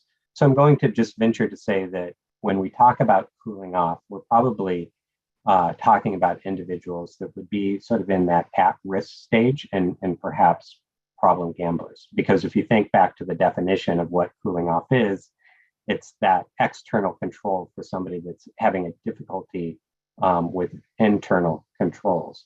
And a stepped care approach, and this also is drawn from our responsible gaming framework. The stepped care approach says you can't have a one-size-fits-all approach. You have to recognize that different people need different types of information. And our entire responsible gaming program is really focused on providing the right information at the right time to the right people. And I don't care whether it's Play My Way or a brochure or a discussion with our Game Sense advisors. It's really built on this idea that we need to tailor our approach to the players that are gambling in Massachusetts. And so just a very brief thing, it means that there should be a hierarchy of potential interventions designed for different players, ranging from a focus on promoting positive play to providing access to self-management tools and help resources, including offering casino exclusion. So in this social work and therapy world, there's something called the stages of change. And it was developed by DiClemente and Prochaska quite some time ago. And it was originally used to help people overcome addiction and problematic behaviors such as alcohol and drug abuse. It's been used in 1,000 different ways since then. And way back in my social work career, when I was doing a lot more direct practice and working with children and families, this was something that I leaned on quite heavily.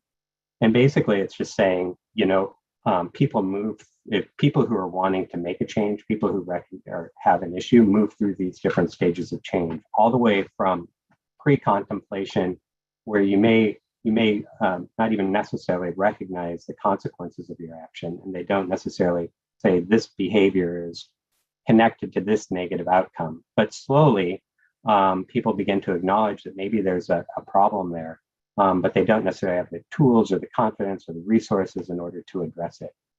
And I would say that persons who enroll in cooling off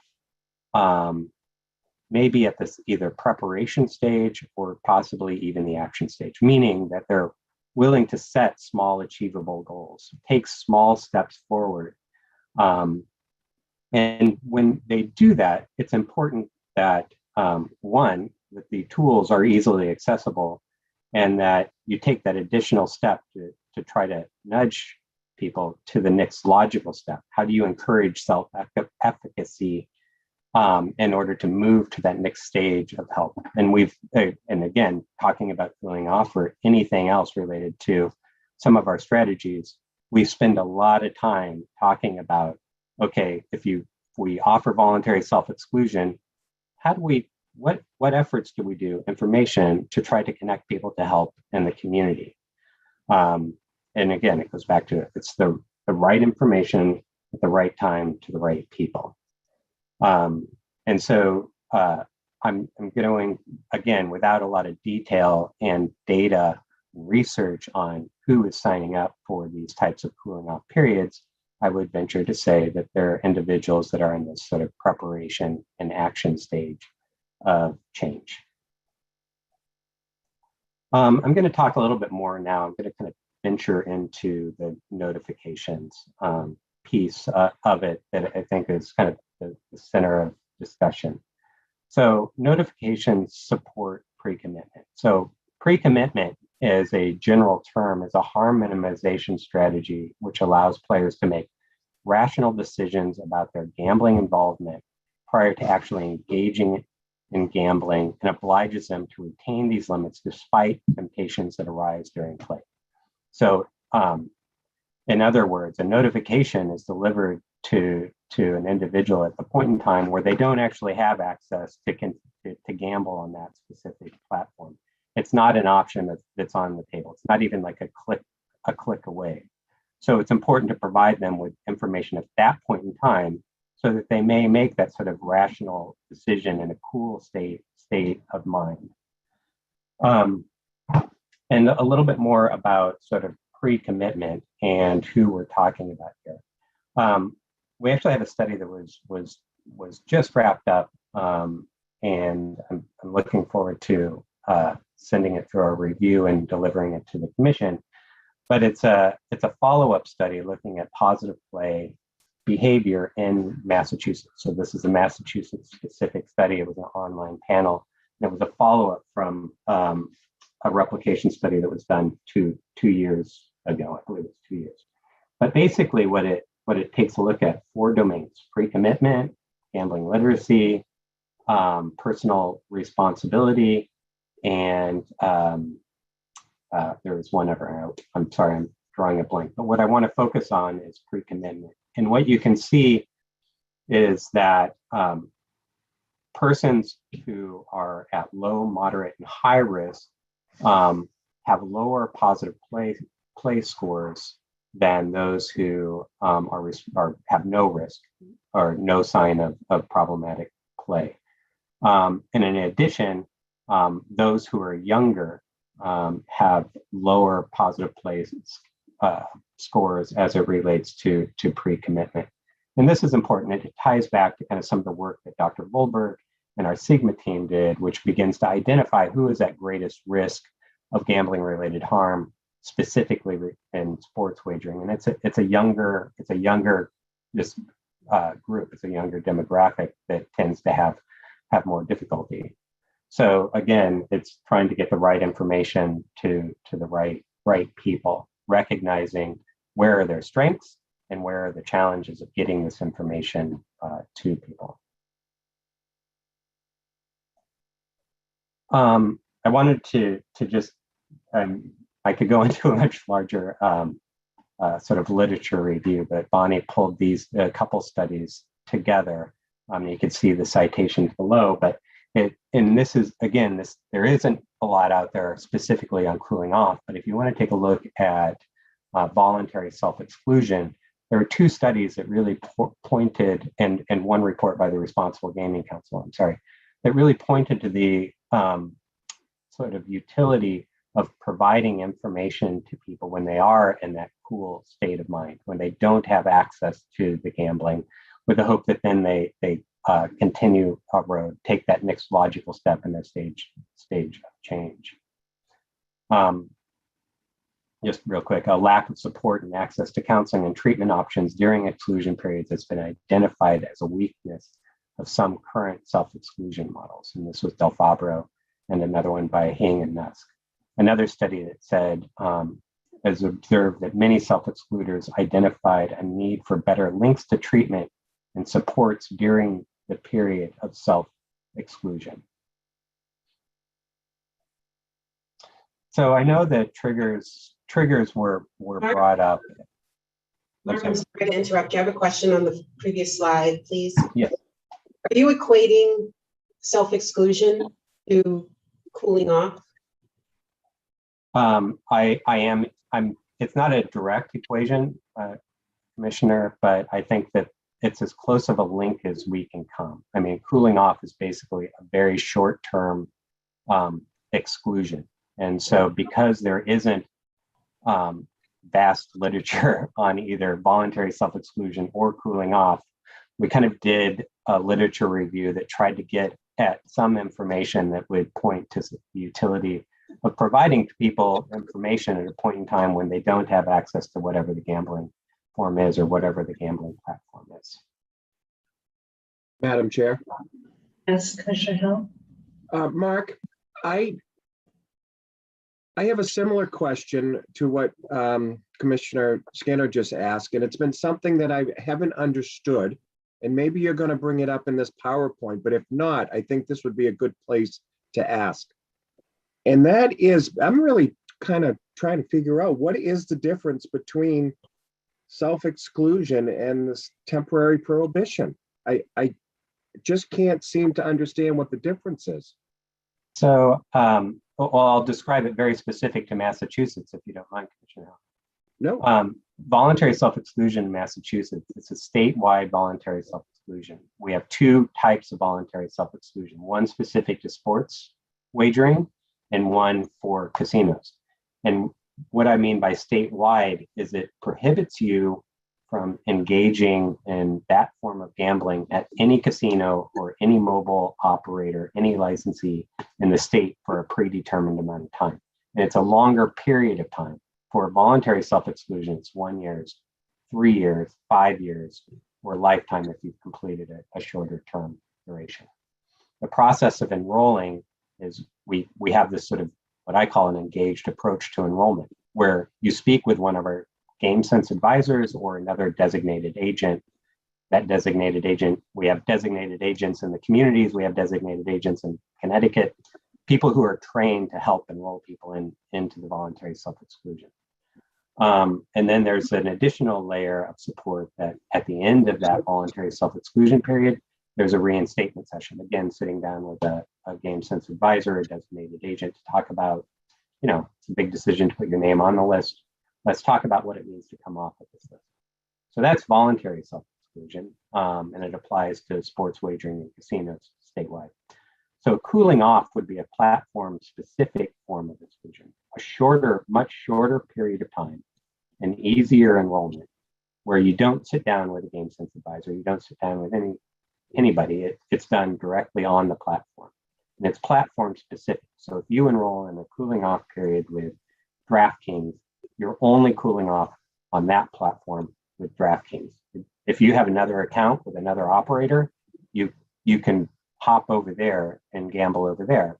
But it would, if somebody's loyal to DraftKings or whatever the operator is, it would stop them in that very moment from placing another bet for a shorter period of time.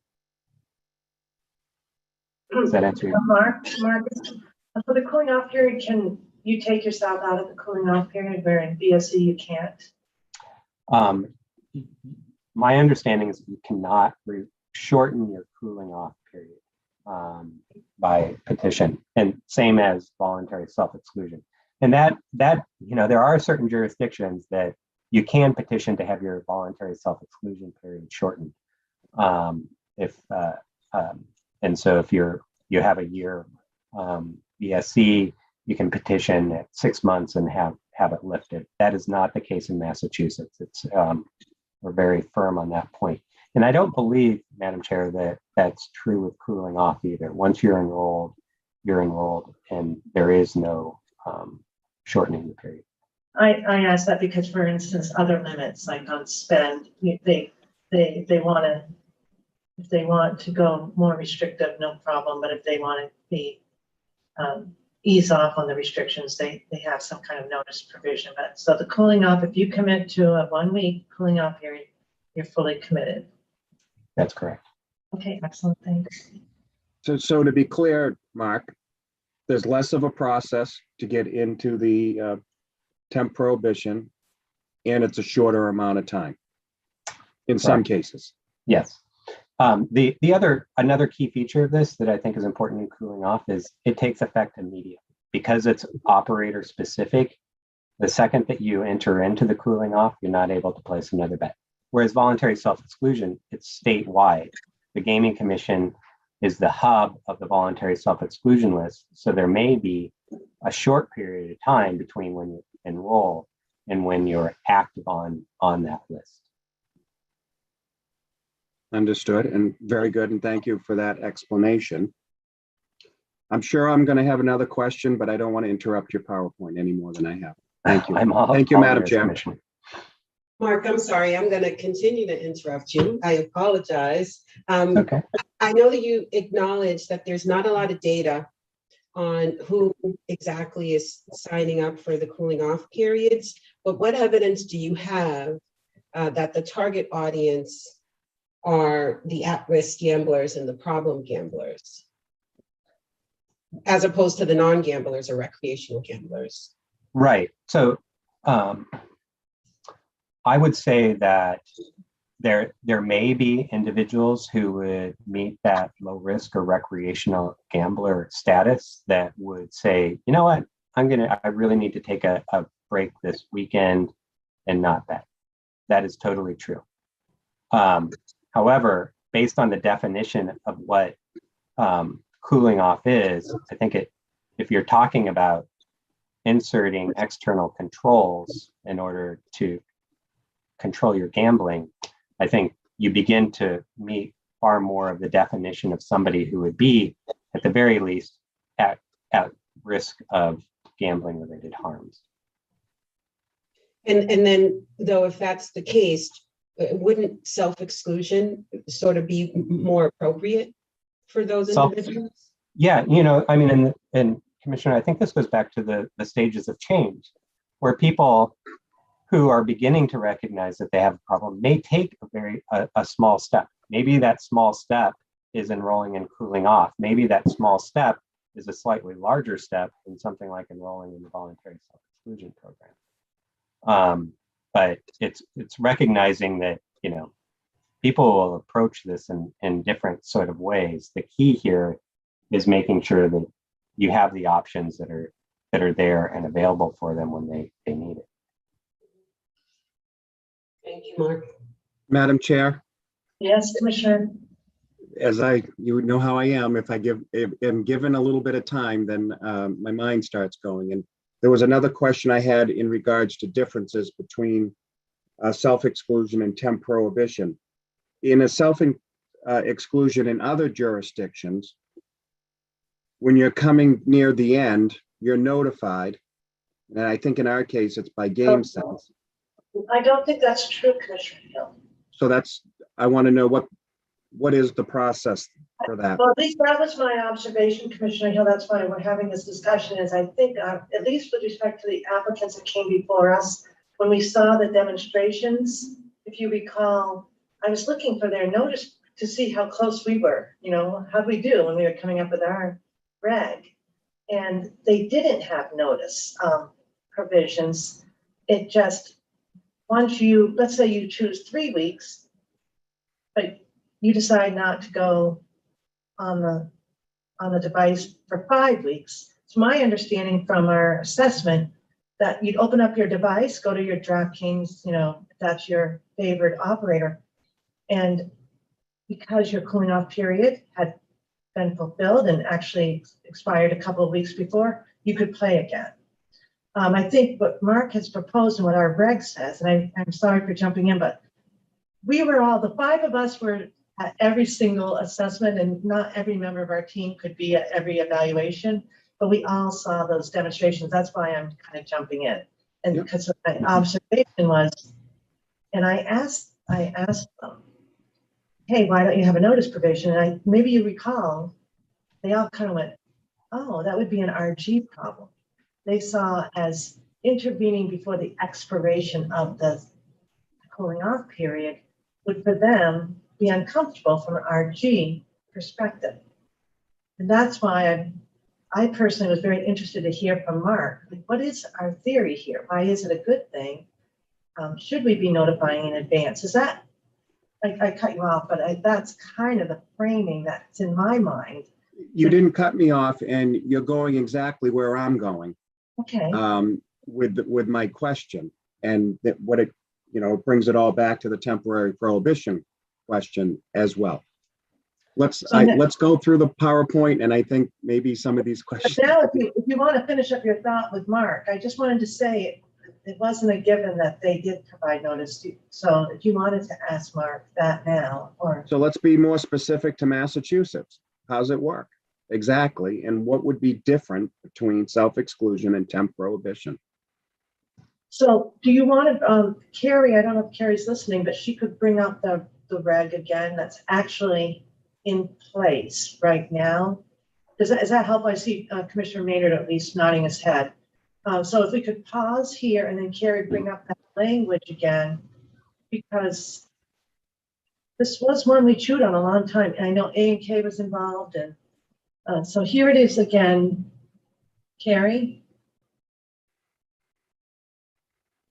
Sorry, couldn't find my unmute. Yep. So I think these are all the notification provisions. Specifically, Section 3 is the related to the notification before the period expires, and Section 4 is the notification after the period has expired. So, Mark, if you want to walk this through, because you really advised on this, what were you imagining? So,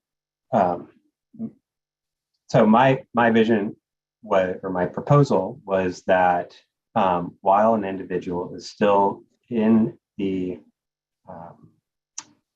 cooling off period, that they're delivered a notification of the expiration of that cooling off. And for a 72-hour cooling off period, which is one option, it would be delivered 24 hours in advance of that. For anything greater than that. Yeah, but I do think, and you'll see it at the end of my slides, if there is some concern, I think that that the commission should consider other options about who delivers that message. And I think there's pros and cons of both, quite honestly. So Mark, and the only reason why I interrupted, I'm sorry, but if it's important for everyone to understand that what's in front of us right now is the regulation. Correct. So right now, the sports wagering operator must notify the individual when a temporary prohibition expires, and if you want to go through the time period. That's the only thing, because we're dealing with current reg right now. Thanks. Can I ask a question, Madam Chair? Sure. It might be for Carrie, it might be for Mark. So if a patron, I remember having this conversation on subsection 3 very well. But now that we have talked to operators, if you had someone who wanted to do a 2-day cooling off period, right? Is that captured in this reg? No, it's not, Commissioner. Right now, we have a limited set of options of 72 hours, 1 week, 2 week. I'm sorry, 72 hours, 2 weeks, 3 weeks, 4 weeks. The rationale behind that, and I think this is an important policy discussion, is that you want to try to make enrollment as simple as possible, as simple and straightforward as possible, which means that in some cases like this, you're limiting just the number of options. That if you have too many options, it could paralyze you and you choose not to act. If you offer a simple number of options, you're more likely to act. I know that some operators are offering far more options with this, and I think certainly there's a case to be made for that too. So Director, here's my worry, and I've thought a lot about this and rethought about it, and I'm rethinking it now, is I get to the end of the month and I'm somebody who, let's just use a real world scenario here. Going on a bachelor party, right? And I'm wanting to make sure that I don't, have one too many and get on the app. And I just want for 2 or 3 days, right, to not get on the app. But I see that the only option is a week. So does this then make me not, do we essentially incentivize patrons to not use the program that's built into the application that doesn't require a meeting through the voluntary self-exclusion, but actually is that quick, like click the button? That's kind of my worry when I'm sitting here thinking about it, because I think a lot of people who are going to use the cooling off period are just looking to get through, maybe even just a few days. And I think, to Commissioner Skinner's point, something she questioned and you answered, there are different levels of people who are using different means and methods. I think some of the folks who are going into the voluntary self-exclusion program are at a different level, or are wanting something more than what is in that cooling off. And so, maybe in this scenario, maybe I remove the app from my phone. Maybe I try to delete my account. Maybe what have you, but maybe I don't use it at all because it's a week instead of 2 days or 3 days. So that's something that I'm sitting here thinking about. Perhaps the more options is the simpler solution to some patrons. Mm-hmm. Right. I wish there was data or research that would support the optimal configuration of the different types of durations. I agree with that. Just as an exclamation point here, this is one of the issues too that Bruce Mann needs to look at, because as I mentioned at the onset, this is our reg, but some of the operators that are prospective temporary licensees have different time periods, and that's not normally an issue because an individual can just opt into whatever time periods that app provides. But unless other jurisdictions are driving those periods, which might be an interesting question, Mark, to see what other jurisdictions are doing. But so they have to reconfigure that as well as the notice provision. So and operationally, as Karen mentioned, that's just another issue. And then the second part of that clause is, right now, the sports wagering operator would have to provide the notice. So it's not just the button to get a notice. They have to be able to shoot out an individualized notice to each participant. And so that's another operational issue, as well as a policy issue. I know, Mark, you're rethinking now. So, but right now, this is, in order for them to comply, one of the questions I had for Karen, and it was, if they're starting to build this out, that could be an expense if we're going to change our mind at all on policy. And so that's why this was an important discussion, timely discussion before they expend a lot of resources to meet launch date. And if we decide we want this, then they know, and if they can't meet it, maybe we give a waiver, but otherwise they would be building it out. So it's operationally and substantively important. So everybody, I'm going to take a picture of this language just so I have it right in front of me. But this is, Commissioner Hill, to your point, what's happening in Massachusetts. This is the law of the land. Okay. So now, Carrie, I think any more questions for Carrie or on this? Madam Chair, if I can just add, I understand it's the law of the land, but we may not have our operators being able to do it. So we're in conflict. A little. Yeah. And right now, I think Karen, she could chime in, but they just haven't heard back yet, right, Karen? Right. So we may need to further do that. I think we may have gotten one in that is seeking a waiver. A waiver request came through this morning, but I think that would be the mechanism. Since the emergency reg went through, we could contact the operators and inquire, and if they operationally can't do it, they could petition for a waiver while this issue is being resolved. But Karen, should discussion lead us there, we could revise that regulation, right? Final promulgation. Correct. And remember, we've already had a proposal for a revision to it. That's the language that Carrie started with, the red line, where it's an option for a notice.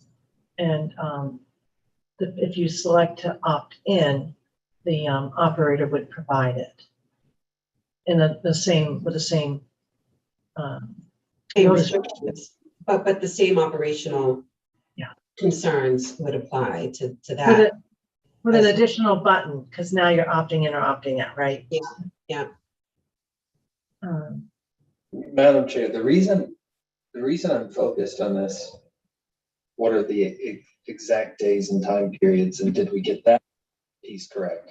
And I understand notice is the focus of what we're talking about, but I think it matters, right? Because to me, if somebody's trying to do a 2 or 3 days, should they get the same notice as someone who's trying to sign up for 364 days? Right. And so I almost think it's in tandem of, is there a subset of people that just need to make it to the next paycheck? Let's be real here. Or, need to make it to, get through the bachelor party or the wedding or what have you, whatever the trigger is, but don't need that long-term. And are there people that need that long-term, that need the self-exclusion language in their face sooner? And so that's why I can't divorce them in my mind. Yeah, Commissioner Maynard, I think an important. Just one second. Yeah. We'll go to Director Vanderlyn and then Commissioner Skinner. Thank you. An important feature of what I'm recommending is that it's an opt-in. So if in your scenario, you don't necessarily have to opt in for that to be delivered that notification and the associated information that would be provided. So there is that piece of it. And that's our second. We haven't yet decided that, but that's another proposal. Commissioner Right. Skinner? I was just going to comment that I think Commissioner Maynard and I are thinking similarly here. I asked the question that I did about the target audience because I'm not comfortable treating, the recreational gamblers as individuals who are, at risk for gambling, or individuals who are looking for something more than just the cooling off period, a brief cooling off period. I can use my own situation at times as an example. I like to shop, but there are times where I have to say, nope, I gotta stop. I gotta, enough is enough. So, as a recreational gambler, I might want to just say, if I were a recreational gambler, I'm not, but as a recreational gambler, I might want to just say, you know what, I need to buy a new car. So I don't want to be tempted to go on to this sports wagering app to spend money there. So that's the concern. And I would really, it's unfortunate that we don't have data. I understand that we don't have the data, but that's something I would be looking, to kind of flush out further. Commissioner Skinner, I don't see any barrier, and I mean, so it's it's a voluntary program, obviously cooling off for individuals. The shortest duration is 72 hours, that within our, at least how it's structured in the current regulation.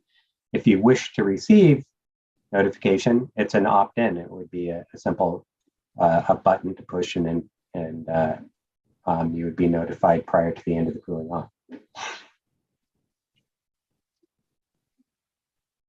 Well, I do think we haven't, so sorry, but I just wanted to make it clear, we are addressing all of the elements of the reg, including we're not divorcing. The notice is the thing that first attracted my attention, but I also noticed they were different periods of time, and I wondered, science behind the different times. Who was about to speak? I might have cut you off. It was me, but I was asking the same question, Madam Chair. Okay, so that's also the Two separate right issues. now. Yeah. Right now, our reg has that, and I don't think all the operators offer those time periods. So that's another operational and also a policy matter for our consideration. So, Mark, we can go back to your PowerPoint unless commissioners, if you just want to hold for a second. Anybody leaning in? Okay, let's go back to Mark's PowerPoint. Madam Chair, if I may, there was just one other piece of Commissioner Hill's comments earlier. Massachusetts has taken, and it's built into statute, it's built into our mission, a commitment to mitigate gambling related harm to the maximum extent possible. And I think to the maximum extent possible the commission has implemented a range of different programs. I think, just generally speaking, providing information to individuals who are experiencing some gambling related harm is a really important thing to do. I don't think anybody would disagree with that. And what we're trying to do is don't leave any stone unturned. If there's an opportunity to provide that information, let's do so. Involuntary self-exclusion, most other jurisdictions, there may be a few out there, don't have a designated agent, somebody who's trained to understand problem gambling and the process that they're going through, the importance of that step to enroll in the voluntary self-exclusion.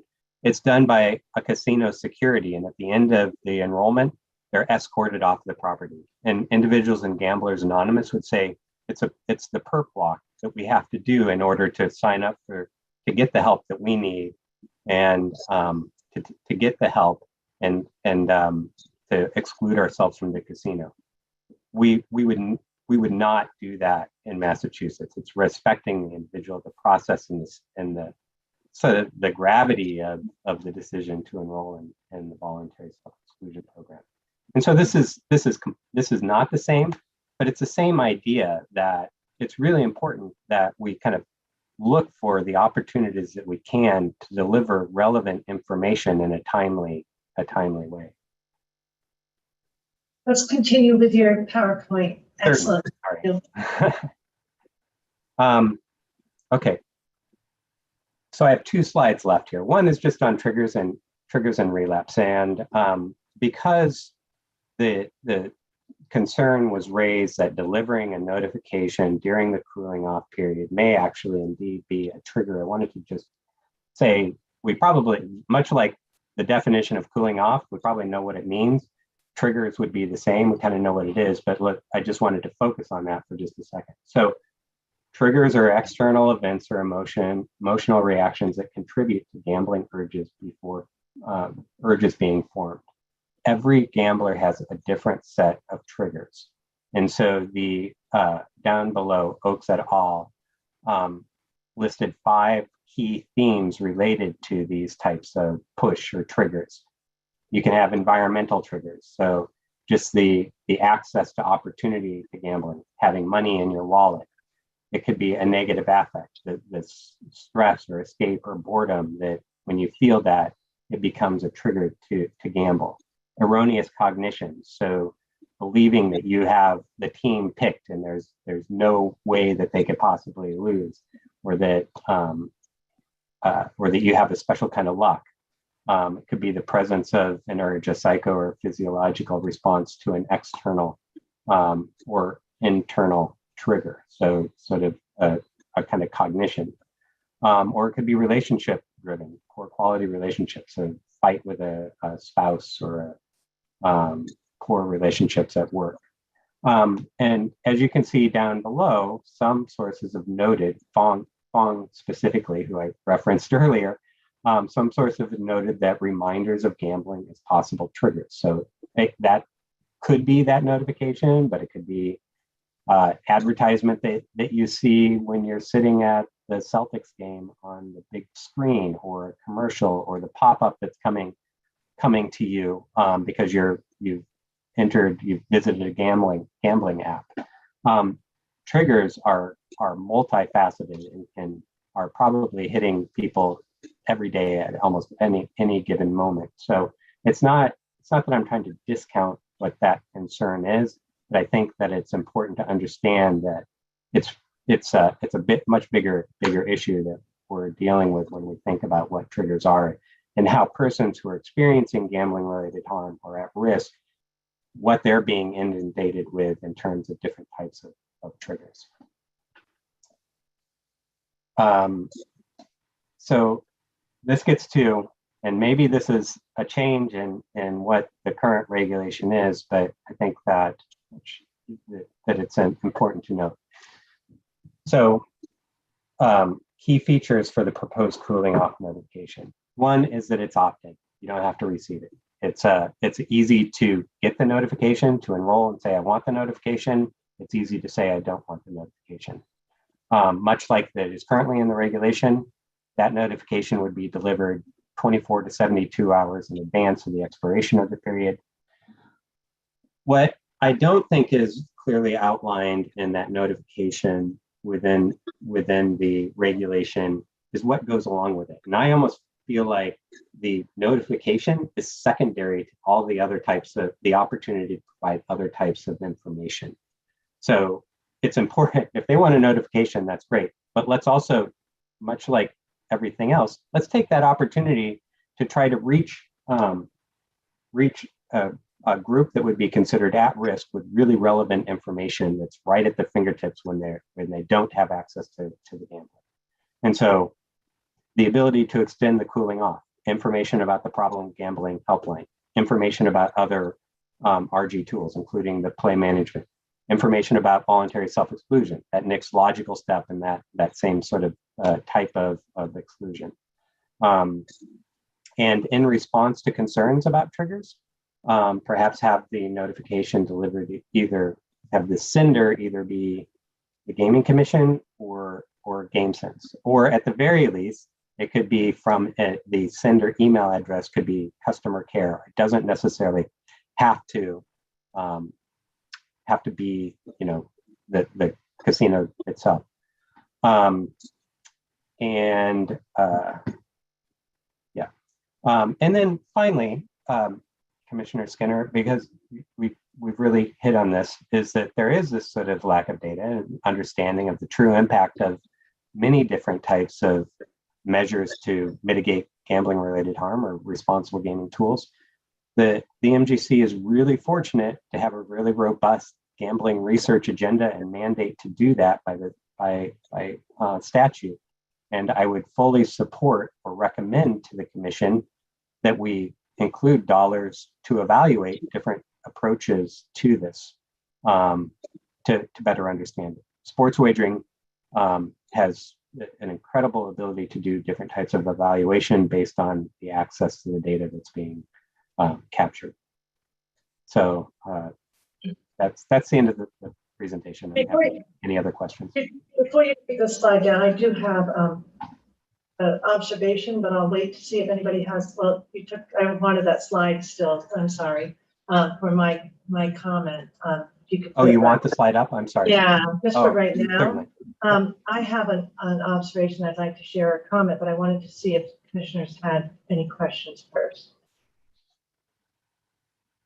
I'm hearing none for right now. So Mark, you and I have had some offline conversations, and I've given this some thought from both the operational and the policy perspective. And what you just said, and I hadn't heard this before, that you said perhaps even more important than the notice is all the information that you want to get to someone who has decided a cooling off period, however long, is important. And I agree with you, and that's to your earlier point that you made right before returning to the PowerPoint, how important it is for us to get information to Massachusetts bettors that will help them make informed choices, healthy choices, and keep gaming fun and having responsible play for all the considerations that are unique to their own personal situation. So that includes, those several bullets that you have with information. One of the things I am having trouble with, and that's the trigger, and I appreciate your slide on trigger, is if I've decided to exclude or to cool off for 2 weeks, let's say, and then I kind of just don't even think about gambling again, sports wagering. I don't think about it. I'd like to be able to finish my 2 weeks without having someone ping me about it. That's what I'm thinking. Hey, I could be that player who doesn't even ever return to that app ever again, or I'm returning when the next big sporting event comes up. I'll turn to it come World Series. I wonder, rather than notice, because you sort of said that's not so important, but the information is, if I now turn back after my cooling period has expired, and I now turn because that big event is here, it'd be more helpful for when I open up that app, instead of being able to immediately play, there's some kind of a page that pops up for those coming off a cooling off period, maybe for BSC too, I'm not sure, that says all this information. That's really helpful. Rather than the notice that could, I think, be a trigger. I can be convinced it's not, but I just wondered if that achieves what you're thinking of from a policy point of view, or is it really important for them to get notice in advance of the expiration? Yeah. I think it's a really good question to ask, and I would argue that there is the importance of, before somebody is one click away from being able to continue to gamble. If you log on to, if you're, say you don't get the notice, if you log on to your cooling off is over and you log on, chances are you're logging on to place your next bet, right? So if you don't get a notice, you log on to it, you could go right to place a bet, you could go left to receive information, or to do other things. I think that there is a value, much like the definition of pre-commitment. It's a pre-commitment tool, the ability to set this before it's an option to gamble. I don't think that it's not. I don't think it's a bad idea. I think that in addition, I see that. I think if it's an opt-in, you may have people who opt out, so they're not going to get any of the information that you're suggesting. But that's okay. The other thing I wanted to bring up is I vividly remember one of our fellow commissioners working with you as thinking about Play My Way and how many notifications got sent, and he convinced you that that's a bad idea to do too many. But I can't remember all of that discussion, so I don't know if it's can be an analogy to the situation here. Well, yeah, I think that's a fair analogy. When we Play My Way is a similar sort of situation where we introduced a responsible gaming measure that wasn't available in the industry at the time, and worked closely with our operators to develop the capacity to offer a slot machine-based budgeting tool. We had built into it notifications as individuals approach their budget. At first, it was at 50%, 75%, 100%. It wasn't a hard stop, so you could continue to gamble and you would receive those notifications. There was feedback that the notifications were too much. So first step was to reduce the number of notifications, so you only receive the notification once as you approach that limit. And then at a certain point, when we went live at MGM and Encore, we made notifications optional. So much like the cooling off notification, that is also now an opt-in to receive notifications. So not a direct comparison, but I think your point is well taken. Well, then, yeah. So then, in terms of that notices, it can be problematic. And then, if you opt out altogether, you don't get the benefit, but you don't get this information if you exercise your cooling off period and then decide to go back. We might miss an opportunity there. But I'm hearing you say it's better to notify somebody that their cooling off period is about to expire, so they would get this information. And again, that information would be probably really, really helpful for somebody who's in more crisis mode than somebody who's that recreational gambler, right? Okay, we can all of our responsible gaming tools, we try to make it easy to access, easy to enroll, but we make sure that everything is voluntary. And so much like enrolling in the cooling off, it's completely voluntary, but you should have easy access to it.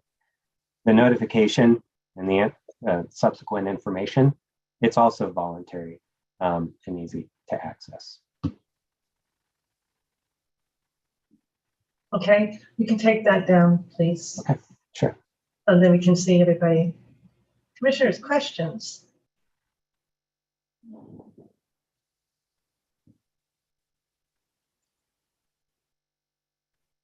Madam Chair,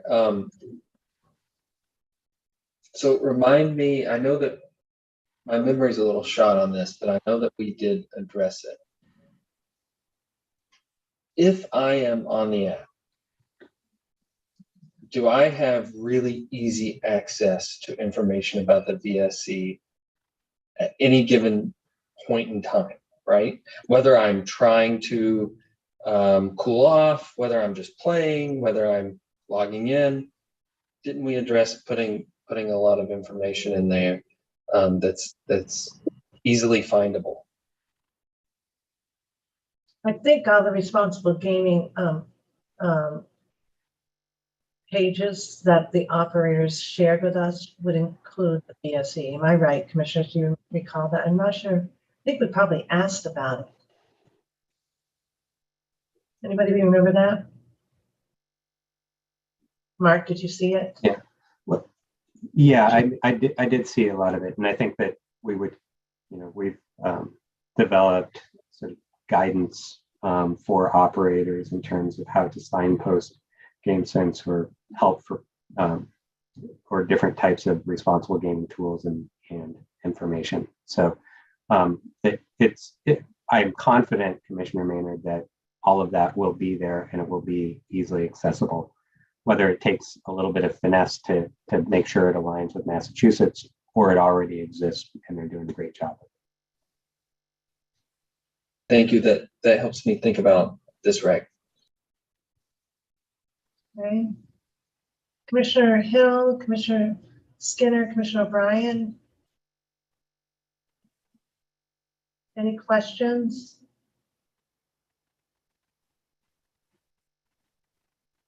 Okay, so now, Karen, I'm going to turn now to the practicality of this regulation. Right, Where we so stand. yeah, I think I just want to get some clarity on what should be the messaging to the operators right now. So we don't know exactly what percentage are all set on this, but we did get a preliminary view because we asked the question of GLI, and they didn't think any other jurisdiction had a notice provision, and they didn't think that they could be ready for an early March launch. With that said, GLI doesn't speak for all the operators, but we did ask them based on their experience with other jurisdictions. And that's what prompted another inquiry with Karen for me, because we need to make sure that we're asking, if we are asking something that's operationally difficult, Karen needs to be able to manage that. So commissioners, we could, right now, we have the provision that Carrie gave us that shows that the notice provisions are in place. We could decide today to give a waiver to all the operators pending, some time for them to be able to implement it and adopt Mark's recommendations of carte blanche. We could, and that would include, I guess, the red line version where it would be the opt-in. We could also decide we want to give a waiver, and I think Karen mentioned, I think during some meeting, somebody thought, oh, is this right for a roundtable discussion to have Mark be somewhat of a thought leader here and find out what his fellow experts think, and we can convene a roundtable before we actually require the operators to start building this program. So if we give the waiver, they're still going to, but without any other direction, they're going to have to start building it, right? Because it's going to be an expectation. So it depends. Do we want to spend more time philosophically from a policy point of view on this and give a waiver? What direction do we want to give the operators so Karen can work with them? And I just have a technical question for Todd on the waiver reg. Do the operators need to request the waiver, or can the commission do it sua sponte? think the commission could do it sua sponte, Okay. just kind of a blanket waiver, Okay. assuming all the, elements are met. The one thing we don't want to do is inadvertently waive the cooling off period. Right.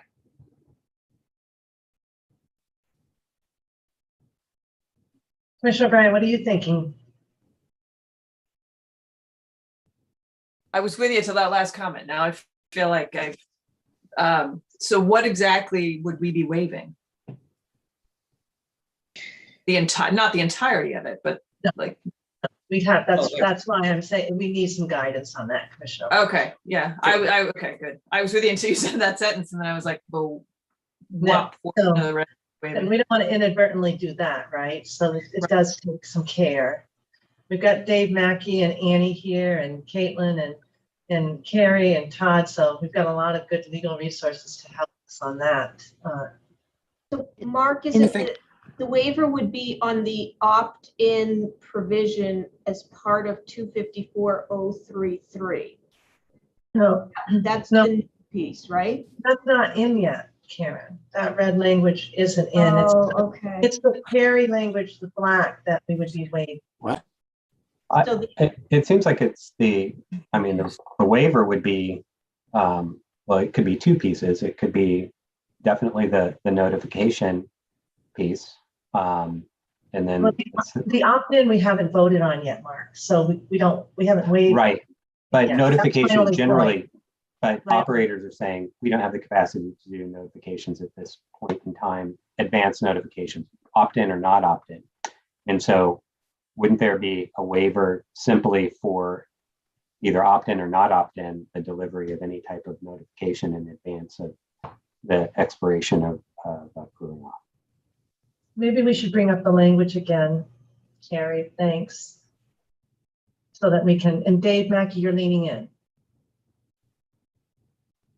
Yeah, no, I was just going to say, I think the waiver would just relate solely to the notification provision and not the opportunity to cool off.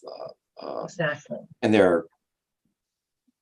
so in any case, the core of the cooling off program would be in place, and the policy decision and the technological decisions to be made would all just be based on this notification. But if you look at 254031, that's also the prohibition period that's defined, and that may be operationally difficult, as we've mentioned.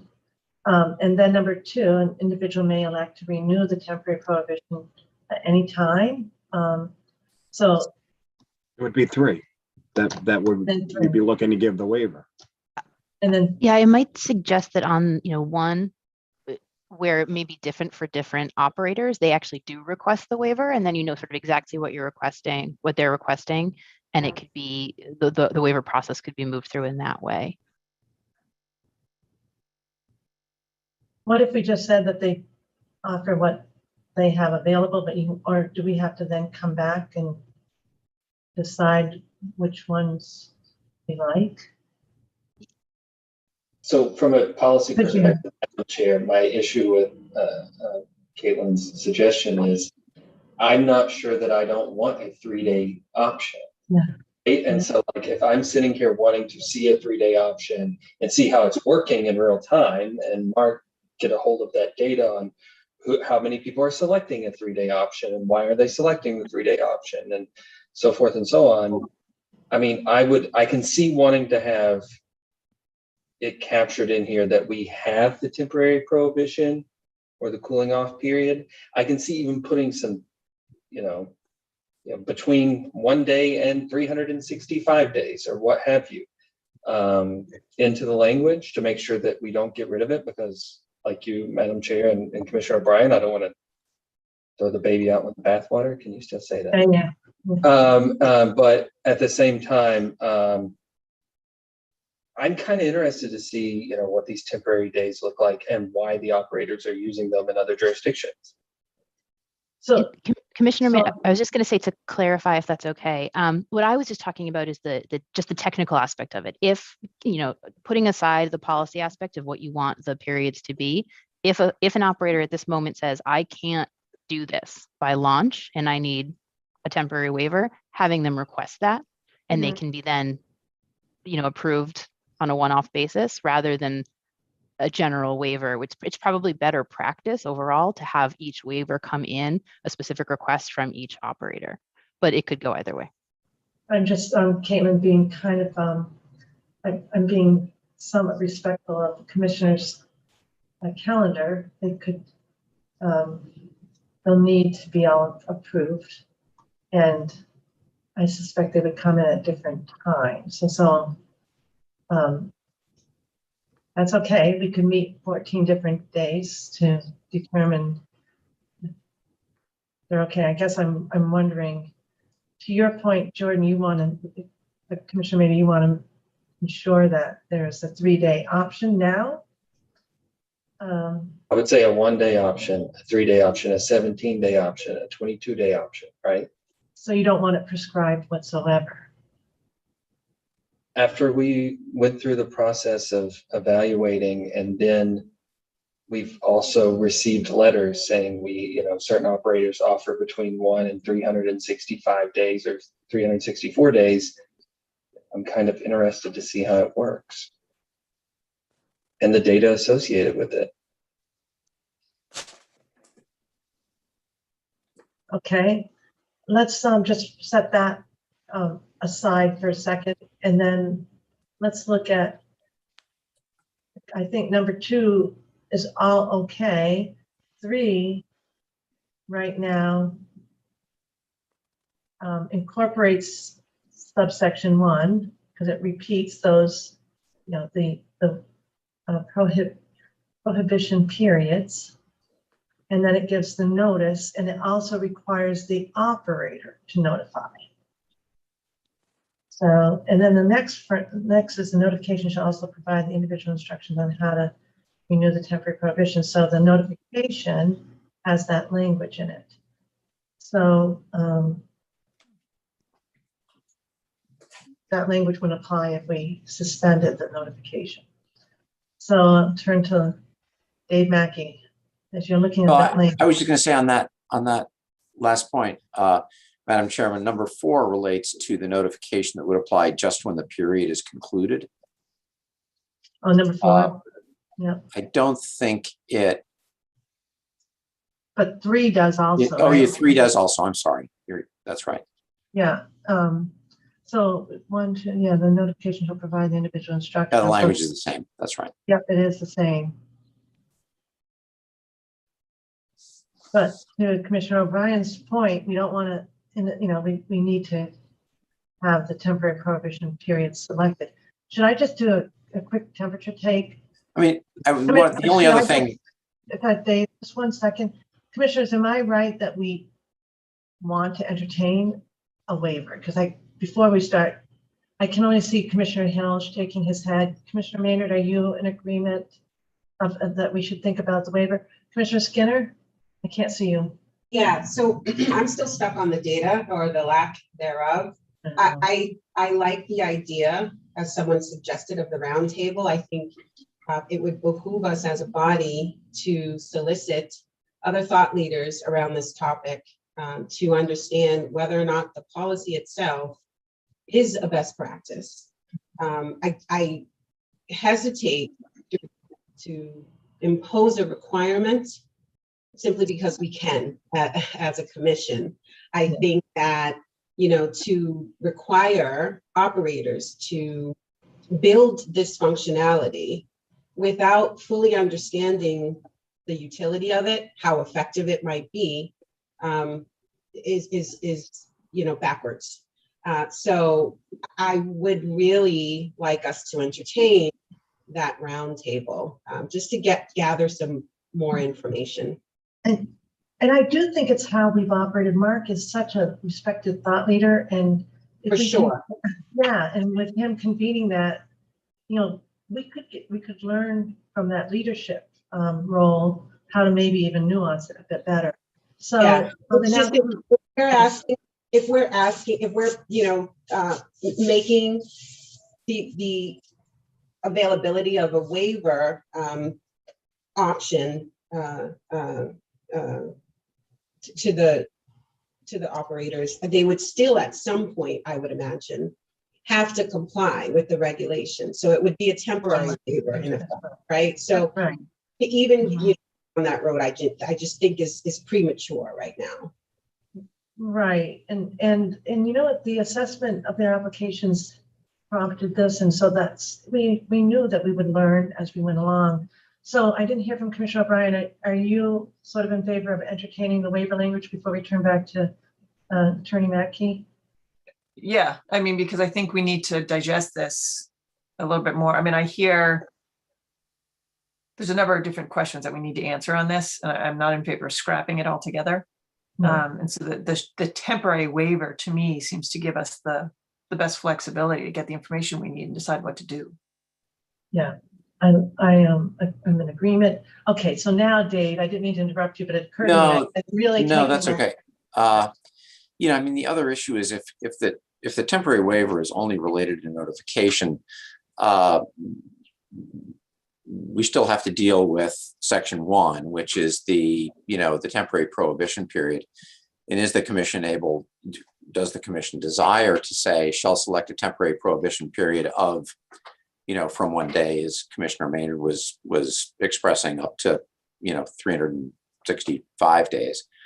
And if we do that, then we can certainly change subsection 3 to say something like, 70, just skip the 24-hour part, because it doesn't make any sense to give 24 hours notification for a 1 day cooling off. But you could say, 24 hours prior to the expiration of cooling off period, up to 70, between 48 and 72 hours long, or 72 hours prior to the expiration of any longer cooling off period, the sports wagering operator shall notify, if the commission's desire was to stick with the notification provision but do the waiver. So I think what I'm hearing from my fellow commissioners is that we're reassessing what we included here. And that includes the definition of the length of the temporary prohibition, as well as the wisdom or the policy behind. We're not questioning, we're chewing on the notice altogether, and who would, and if, who needs to provide it. So I think we could give a waiver totally to those, but we would want to keep intact. You've got to have a temporary prohibition period. And maybe, Commissioner Maynard, you'd be willing to say, I'll wait a bit till we find out, the lay of the land. What do they have, and what works, and how operationally, because I don't know if we say 1 to 1, 365, if that's also operationally tricky, right? Or if we just say, provide a cooling off period and stay tuned. We may be requiring those to be more defined, and we might be requiring notification periods, and you might be the notifier, we might not be. But right now we'll lift our reg, but if I just don't want to lift it and leave us without any cooling off period whatsoever. What do you think? Could we live with that for right now, Commissioner Maynard?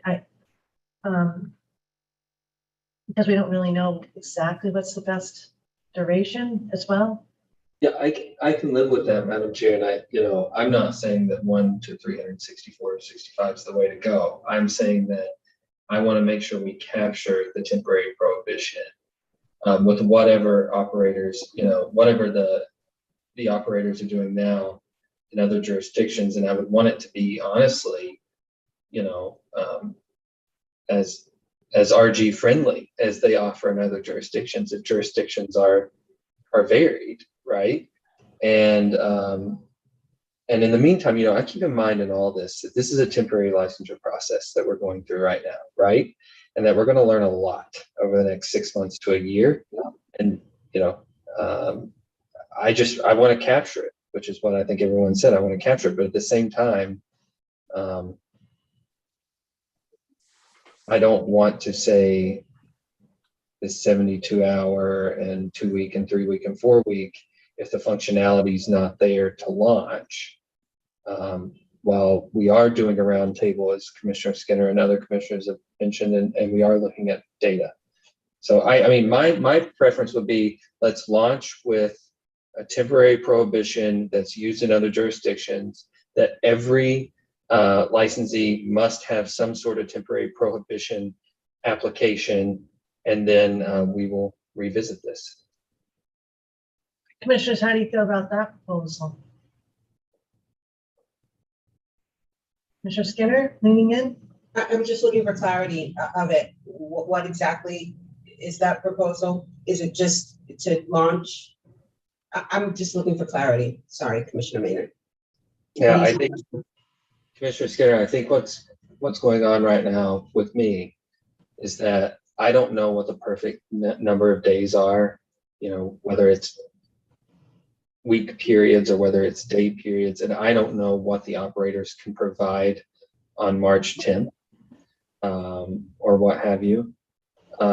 So I would just say whatever functionality they have, submit their best functionality, right, for the temporary prohibition by launch, understanding that that's temporary, right, that we could change it once we get more information, like you mentioned earlier, in a roundtable and as data comes in. The only thing with that is we still have this regulation that's currently in effect. And so how do we? Well, I think we're going to turn to Dave Mackey and team and Carrie and Todd to get the reg, but we want to just see if we're all on the same page from a approach. So we would let them live with what they're providing now. It's kind of what I'm hearing. That's hard to, maybe a little bit hard to draft. I mean, another option here would be to say that the operators have to make available to patrons temporary, an array of temporary limitations periods of reasonable duration, something like that. And then keep in mind that under 254.04, the operators have to present a plan for how they're going to execute on this, a written policy for compliance with this reg, which would give the commission an opportunity to make sure that they think the durations offered to patrons are reasonable. So Dave, you're saying that you're saying we can't waive this altogether, but keep the operator's temporary prohibition processes in place right now. Yeah, maybe we can. I guess we're just going to need to draft it in a way, because I'm candidly not aware of what they're doing in all other jurisdictions with respect to these temporary prohibition periods, and I guess I'm just a little bit reluctant to to draft that and offer that up without being sure what those periods are in those other jurisdictions and whether those would be satisfactory to the commission or not. Others, I mean, Mark may have a better idea of what's available out there in terms of these temporary prohibition periods, but I don't, as I said.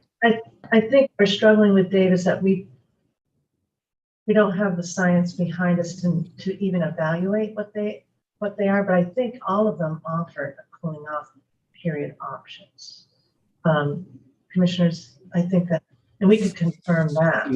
Yeah, I know there was one comment from Fanatics, I think, that said they offer it, and it just is, Carrie, correct me if I'm wrong, but I think it was literally like 1 day to 365 days, or maybe 3 days to 365 or something like that. Right, and so we're saying that's great, but we don't necessarily want to impose it on another one that does something more similar to what our reg has.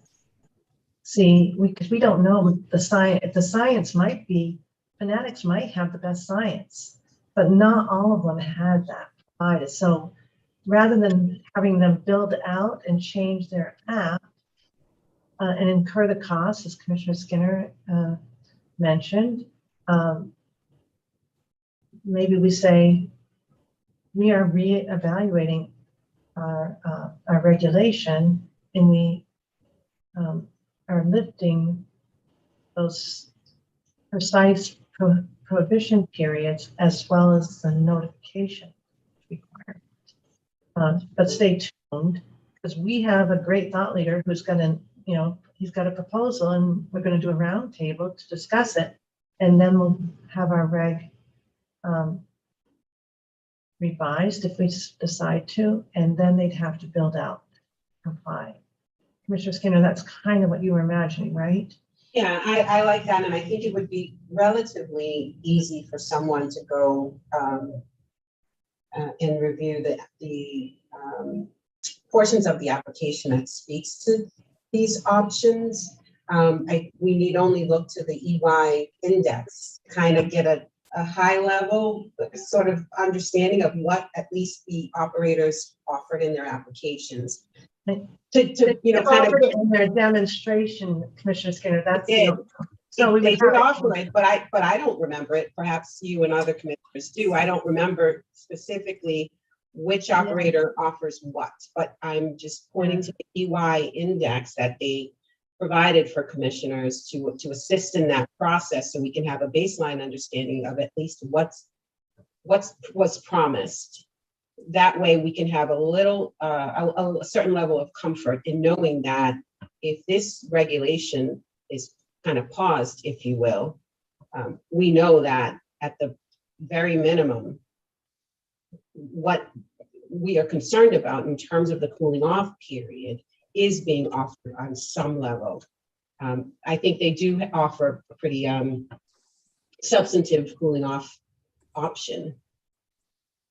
Could we ask Karen to ask the operators each to just get, I think that's probably the most efficient rather than, because I think some of them may have included it in their demonstration, but it might not have been captured in their written documentation. Because I think I asked them a few times to navigate to the cooling off period, just so I could see if there was a notice vision. So we could ask Karen, then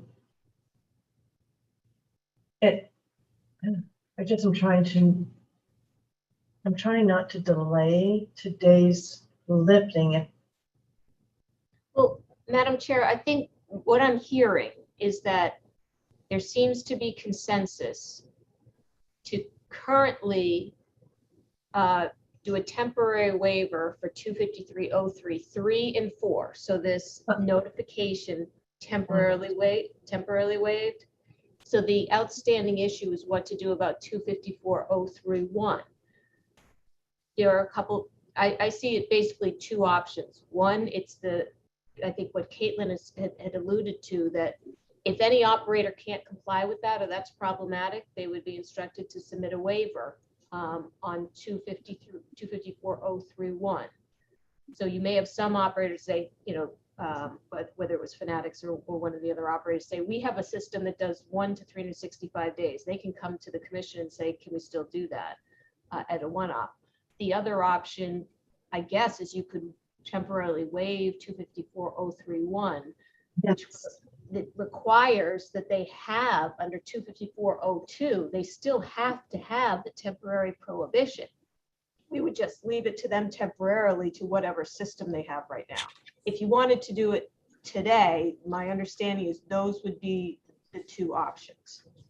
I think, Karen, could I just add one thing there, just to be a little more specific on one? I think what you would want to do is to waive these specifically identified time periods of prohibitions in section 1, not one in its entirety, because we still wanted to say an individual can select a time period, but to waive the specifically identified time periods. So just basically after period, you just almost strike the rest of that as a requirement temporarily. And I think then we are going to be assured that they provide prohibition. You could even, period, waive that amount, and then we start getting intelligence about, is it best to have a really flexible situation? And we think operators should adopt that. But I think, Commissioner Skinner, you were concerned if, what if they only maybe didn't have access to enough choices or something like that? You might want to see it in advance. What do you think? Could we live with lifting it right now? And I suppose we could ask them to lift it, and then we find out from that they tell Karen what their prohibition periods are, and if we saw something that was alarming, we could revisit it. Commissioner Skinner, because I'm trying to be responsive to your concern. Yeah, that makes sense to me. Yeah, I think I'm on the same page. Okay. So I think then it would be, because Carrie's, identified that we don't want to somehow lift something inadvertently. So the waiver would address number 1 partially, 3 and 4 in their entirety, right? Is there anything more? Is that the last provision, Carrie? That's the last Okay, provision. Yep. good. And I didn't scroll just because I'm sharing, but I just wanted to double check that those time periods aren't mentioned anywhere else in the reg. Dave or Annie, do you know? I don't. Or do you just scroll up over here? I don't believe they are. I don't think they are, but I just wanted to double check.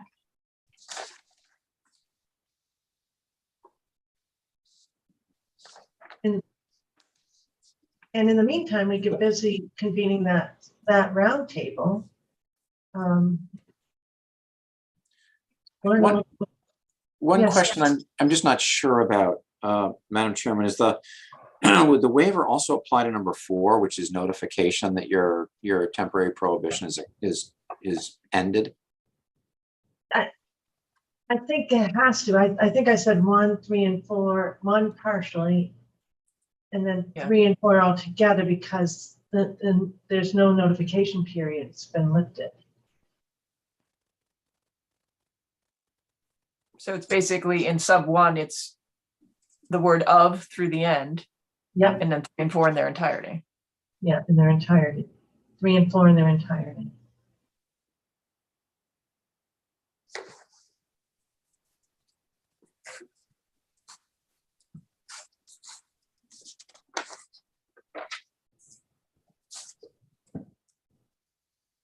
Because we don't have any notice. The first line on 4. And then the second line, it's reference to a notification, so that needs to go. And then the third line, the third sentence mentions a notification. We want to get busy on convening the round table and help Mark move his thinking ahead. And then we can be better informed. And at the same time, we should probably learn about what the operators have in place with respect to duration and confirm that none of them have a notice. I think I stopped asking after a few times. But GLI did say that their search indicated that none of them had.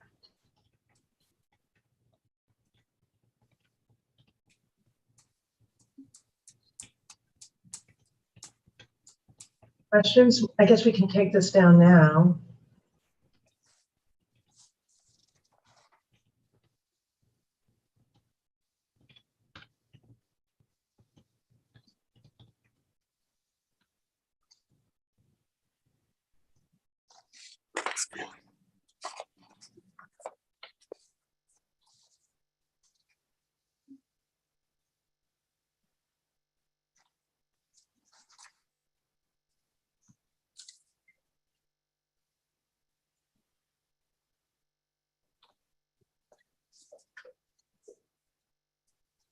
Madam Chair, I'll fill the silence and thank Mark. I'm comfortable with silence. Yeah, I'm comfortable with silence when we're all thinking. So Commissioner Skinner, thank you. I just want to thank Mark and Bonnie and Long for the presentation and the work that they conducted to prepare us for today. And they were very responsive to all of the inquiries that we had the last time we talked about this. And Mark, I don't remember where you stood on the roundtable, but I appreciate your willingness to move forward in convening that. So much appreciated. happy to help organize that.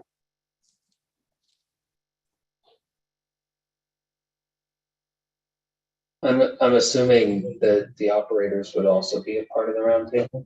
Yeah, I think that we'll talk about that. I think at the for the roundtable to convene get the right mix. We had a pretty good mix last time, Mark, but we want to include representation from the operators, Commissioner. Absolutely.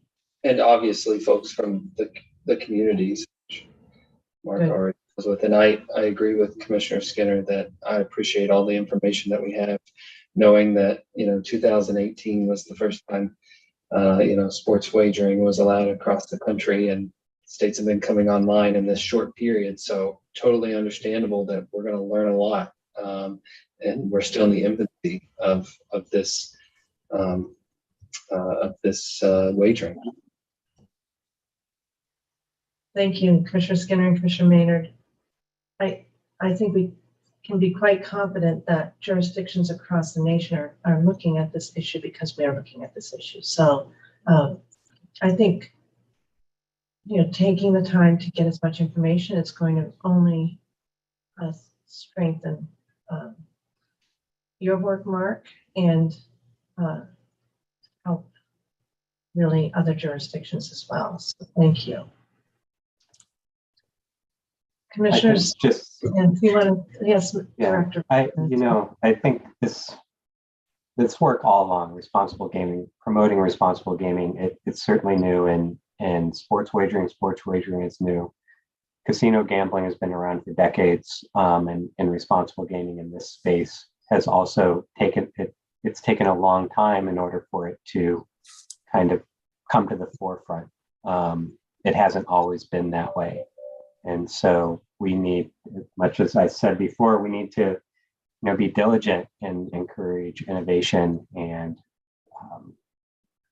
capture data and look at evidence and all of that. It doesn't necessarily happen, as it launches. It will continue to happen over time. But I think the historical perspective of gambling in this country is important to consider. Thank you. I'm just going to turn back to Dave.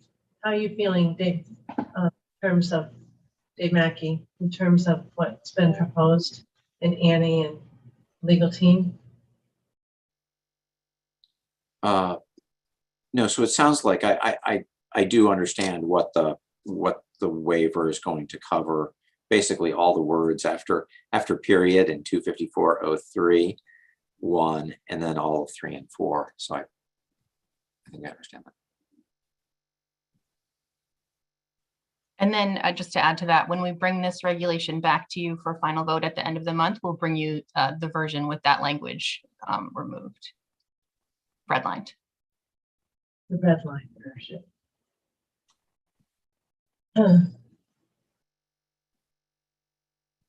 If we're not ready to act on that, Carrie, what happens to us? Are we in regulatory trouble? So this emergency expires on March 21st. The last date to vote on, the last date to file it to get something in effect before the emergency expires would be that Friday, the March 2nd or 3rd, or which means the last day it would need to be voted on would be March, whatever that Thursday is. I think it's the 2nd, because you have to file the amended small business impact statement one day before you file the regulation.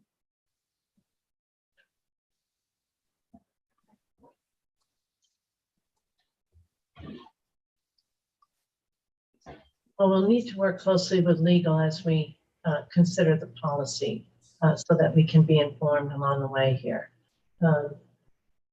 We've got a little bit of time to figure this out.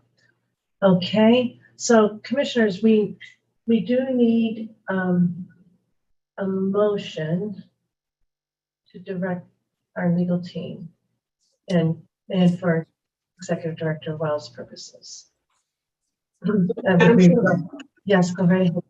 We get there. I just want to, we didn't talk about the standards for waiver, and I'm sure we're covered, but it might be worthwhile to kind of walk through those standards so we can be assured that we are in compliance with those regs. We'll have our council go through that. Thank you. I'd be happy to jump in on that one. The variance or waiver standards are outlined in 205 CMR 102.03 subsection 4.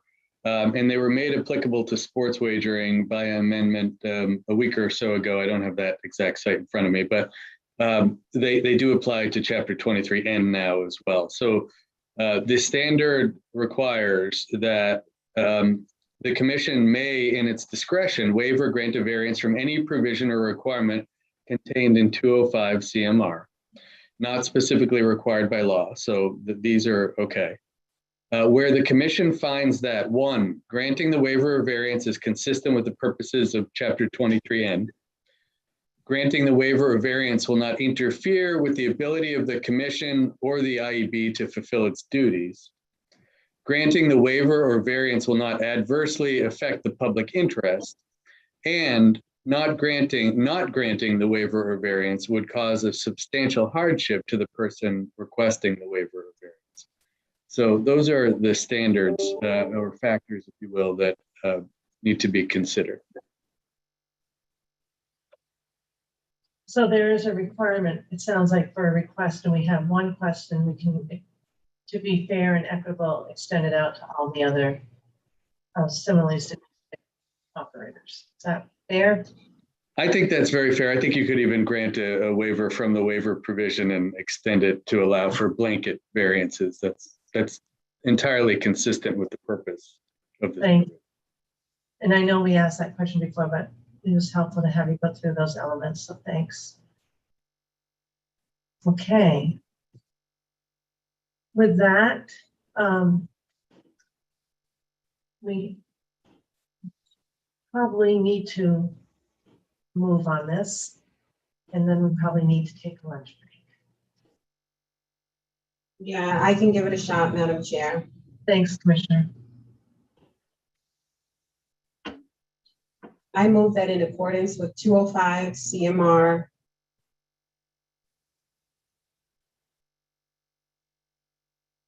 202. Is it 102 or 202? It's 102.03. It's 202 is what references back to 102. Okay. Oh, yeah, so that's, sorry, yep. I'll let Carrie take it from here. I move that in accordance with 205 CMR 202.023, the commission issue a waiver to all licensed sports wagering operators from the specifically identified time periods in 205 CMR 254.031, the requirements of 205 CMR 254.033, and the requirements of 205 CMR 254.034 until March 17th, 2023, as granting the waiver meets the requirements specified in 205 CMR 102.034 and is consistent with the purposes of General Laws, Chapter 23N. Second. Thank you. Any questions? Excellent. All right. Commissioner O'Brien. Aye. Commissioner Hill. Aye. Commissioner Skinner. Aye. And Commissioner Maynard. Aye. And I vote yes. 5-0. Very good discussion, Mark. Thank you so much. And to Bonnie and Lon, thank you so much. And I don't know about you, but that's the PowerPoint I'm keeping handy. It was very, very helpful. I have it printed and scribbled on, so thank you, Director Vanderlinden. It is 1:08. Commissioners, is it time to just take a lunch break before we go on to the next discussion? And that would be with respect to the sports wagering advertising.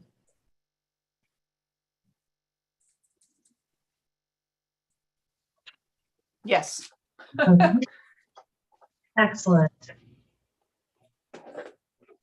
Then 1:10, return 2:40? I mean, 1:40. Good math. 1:40. See you then. Thanks, Commission.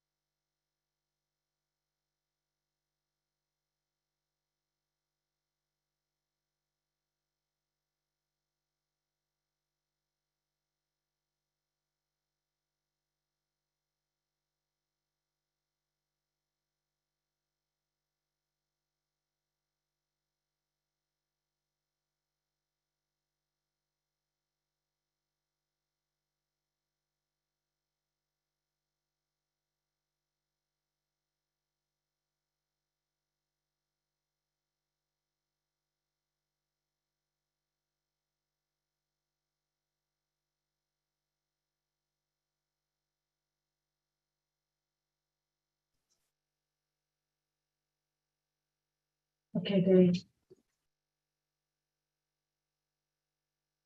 All set. Thank you. Thank you, everyone.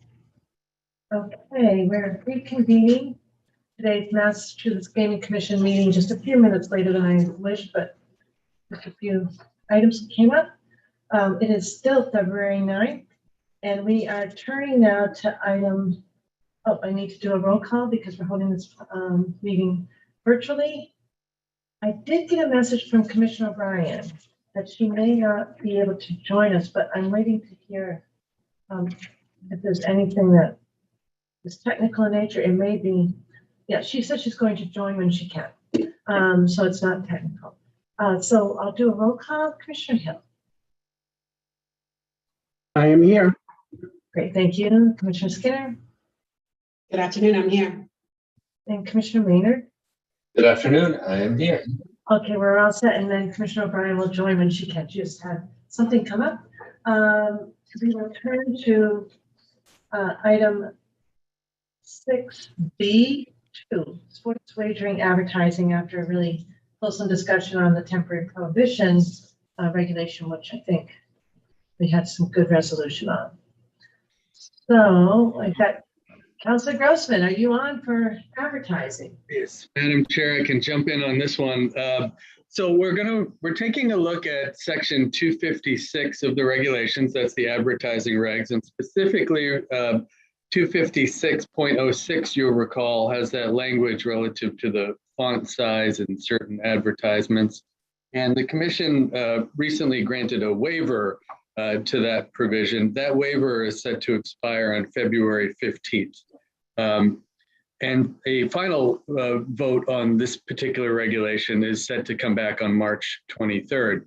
So I believe the thought was that it would be helpful for the commission to take another look at these provisions to either perhaps either extend the waiver or to modify the provision itself. And to do that, we have a few individuals available who may be able to offer some guidance. I see Carius has joined. I'm sure Mark is still here, who can perhaps add some input here as well. And perhaps some of the commissioners have some thoughts on this too. But I think that was the intended focus of this agenda. Good afternoon, Attorney Macarius. How are you? Hi, Madam Chair. How are you? Excellent, thank you. So, should we turn to you first, or Commissioner or Executive Director Wells? I know we've gotten input from operators. However, you two want Yeah, I think initially we were going to discuss some sort of practical aspects of this, and you know, I did talk to Mark, who I think is on the meeting here, regarding what would be sort of the actual requirement for the messaging. There had been some talk if it was just the number and a logo, and it wasn't a lot of language, that we may not have to change the reg with respect to the font size and the 2% and all that, but we'd have to coordinate if that exact language, and does that work with the operator? So I'm not sure where, how much success you had, Mark, with contacting the operators and getting some feedback on that, but if you could give an update on what you think is appropriate, or what would be the right messaging for the you know, billboards and ads and things like that. Yeah. Mark, can I just interrupt for 1 second? I think it would be helpful for just framing this discussion, what provision we're looking at in the reg. So maybe Nina and Mark. Yeah, and Madam Chair, I also just want to add sort of one more factual piece, because that's reflected in your packet today, is that through helpful outreach from Bruce and others on the staff, we do have some input from operators on this and other provisions of the advertising regs. But the provision that I think is really at issue here is on page 81 of your packet. 256.06 256.06.2 is really where it begins, although there are sort of different iterations of it. And if you'll recall, this was The issue here is that we had a requirement in advertising, marketing, branding, and other promotional materials to include a link and phone number for the Mass Problem Gaming Helpline, as well as information regarding responsible gaming as required by the commission. And we define that altogether as responsible gaming messaging. So it's sort of it allowed some flexibility to later define exactly what needs to go up. As I understand it, the feedback we're getting, and this is reflected in some of the comments we just received, so I have to admit, I can't say I've gone through every word of them, but a fairly consistent theme is on this issue is that depending on the medium of the advertising, there may be, in some cases, too much language to put in a particular type of advertising, or at least that it sort of clutters the advertising. It makes it actually hard to find the responsible gaming information that's needed. And then in some other cases, there were concerns, for instance, about for more national advertising, would you want a state helpline versus a national helpline? So those things were sort of are in there. The reason I mentioned the comments is I think there were some suggestions on a very first glance. I think there's a lot of thoughtful stuff in here and a lot of thoughtful ideas of how to maybe address this. It might be best to hear from Director Vanderlinden about some of his thoughts about addressing the issue about the scope of what should be on there, but also to sort of take some time, not necessarily today, study those comments and see if maybe some of the issues go away, not just with the messaging, but the ability to distinguish between different media slightly differently than what New York and Pennsylvania have done, which was sort of the base model here. Mark and Karen, I don't know if you have anything to add to that, but that's how I would frame the issue. Is it's sort of a concern about from some operators that we might be crowding out the message that's intended to be received and how to get there. Does that make sense then to turn to Mark and then for right now to find out what Mark's suggestions are? And then we have to just deal with what current regulatory issue do we have. All right, so Mark, again, afternoon. Good afternoon, Madam Chair and Commissioners. In response to your comment, Karen, I wasn't able to get a hold of all of the operators. I did hear from one operator who felt like, and I don't know how firm this is, but that if we were able to, the problem gambling helpline, the Massachusetts problem gambling helpline that is required by statute that it be included. I did speak with the Office of Problem Gambling Services at the Department of Public Health that operates the problem gambling helpline. They are fine with basically providing the helpline number, the Massachusetts problem gambling helpline number, in terms of, and that saves a significant amount of space. And in terms of the responsible gaming message, using the GameSense logo, and those two things combined actually satisfied that one operator. I don't have a consensus. I don't have like a full sort of report for you on that matter. I did have one operator ask if it would be possible to use the 1-800-GAMBLER, which is the national problem gambling helpline, on anything that would, extend beyond Massachusetts. And then anything that would be very specific to Massachusetts, they would use the Massachusetts problem gambling helpline. I think that that's something the commission needs to take up. When the only note that I would say is that if you call 1-800-GAMBLER, as I understand, it would end up getting channeled to DPH problem gambling helpline. Oh. Does it go to it directly and then or no? So 1-800. I can explain this if you want. 1-800-GAMBLER is operated by the National Council on Problem Gambling. They oversee it. It's a national helpline.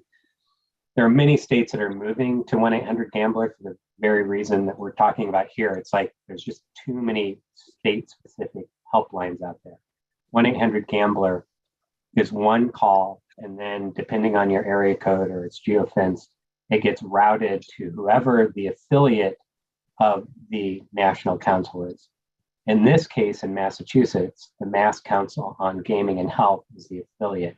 So it would get channeled there, but there would be, I think it's press 1 if you want to be connected to the Massachusetts Problem Gambling Helpline. So it's one step away. I don't love one step away, honestly. You want help, you want one number and get there.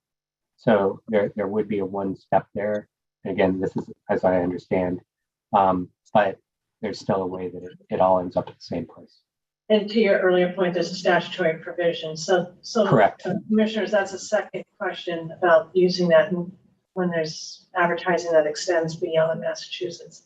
And I don't mean to speak for Victor Ortiz at the Department of Public Health, but I think his preference or in his opinion, he would prefer that the Massachusetts Problem Gambling Helpline number is used. Becomes the number that they use. I appreciate that fully. I just wondered if it went automatically. Okay. Thanks. So Mark, what I'm hearing you say is you've got at least one operator who liked, and was there any text before the number, like need help or anything? Yeah, so they delivered, DPH delivered to me sort of a number of different ways that you can express the Problem Gambling Helpline number. And they all included some type of tagline, like something about help for you or your family, trained specialists 24/7. And when I spoke with Victor, he was like, no, that's fine. You can just provide the Problem Gambling Helpline number. So without the full tagline explanation of what service is there. So it'd be the number and the GameSense logo for at least right now. Mm-hmm. That would kind of, and then this kind of tag messaging could evolve over time, right? But that's and I think that, in circumstances where, that real estate is really limited and it would otherwise be prohibitive to even do this, that's acceptable in advertising where there is more real estate to use and different ways to express it. The preference would be that, the longer expression. So commissioners,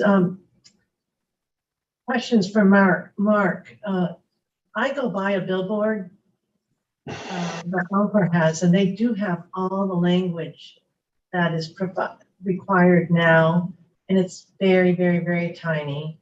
You can't read it. If I understand, if we applied our standards now, that would take up like 2/3 to 3/4 of the billboard, and that would be almost a distraction, right? Because everybody would be reading that driving. So Mark had, the idea like, let's reduce the number of characters and see if that might even have bigger impacts. So I am fully sympathetic to that sort of the bind that operators are in, and I see those billboards too. I think everybody does, and I'm certain no matter how good your vision is, that it's almost impossible to read, and it loses what you're trying to, the effect of what you're trying to accomplish. So I think you got to try to figure out some way here. Commissioners, questions? So I would just say this, and maybe it's because I'm a commissioner and I've been looking at the advertising regs, and Madam Chair, you and I for over close to 2 years now, we've been talking about advertising. So when I see the billboards, like I'm going on the Tobin Bridge, I see the number very prevalently, actually, with no issue. But I don't see what you're getting at is, if you have an issue, call this number. I think everybody understands what the number is for. Yeah. Because we've been so good about getting the messaging out. Mark, your group is getting the message out. So when they see that phone number, I think they kind of know what it's for. But with that said, I understand that we'll work together and we'll make this happen so that we get the true message out of what we're trying to accomplish. I think Mark is saying that Victor at Victor Ortiz is saying he's comfortable with just that number. It just means something. And then I think Mark is looking at this as an opportunity to promote the GameSense brand and have the logo, and that with those two items, that would fill that space and actually be legible. So I think it needs to be clear that what we're talking about is the Massachusetts Problem Gambling Helpline, not the New York or Connecticut or whatever it is. So I think that there does need to be clarification that it is truly the Massachusetts Problem Gambling Helpline. Yeah, understood. Just the Massachusetts number though, that's it, not any words in front of it. And for GameSense, I think, we've approached since, 2015, we've wanted to, expand reach, and awareness of the GameSense brand, and having the GameSense logo connected to it. Then, down the line, when they see additional information about GameSense, other GameSense messaging, whether it be from the operator or social media campaign that we run about GameSense, it begins to tie it together. And it's that sort of story that is told.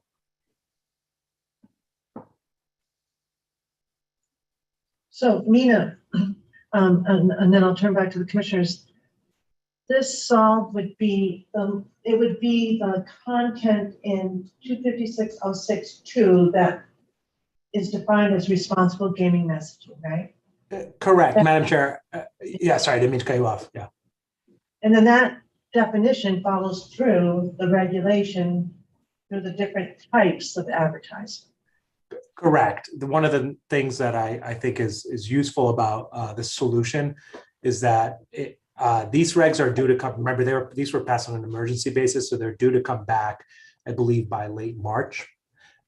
So this would allow you to do this actually without making a change in the regulations at all. It would just be changing the language that you're saying is required, and that what constitutes responsible gaming messaging would be limited to what Mark just described. So you could do that, and it would give us all time to, as I said, digest and see what else might be helpful in the comments that came up, to the extent that still provides an issue, creates an issue. On font size and all the other suggestions in the comments. Yeah. There's questions on this.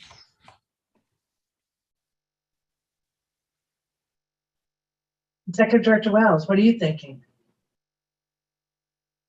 I think that solves our issue, at least for the time being. I'm just thinking operationally, we would need to get the message out to the operators that this is the requirement under 256.06.2.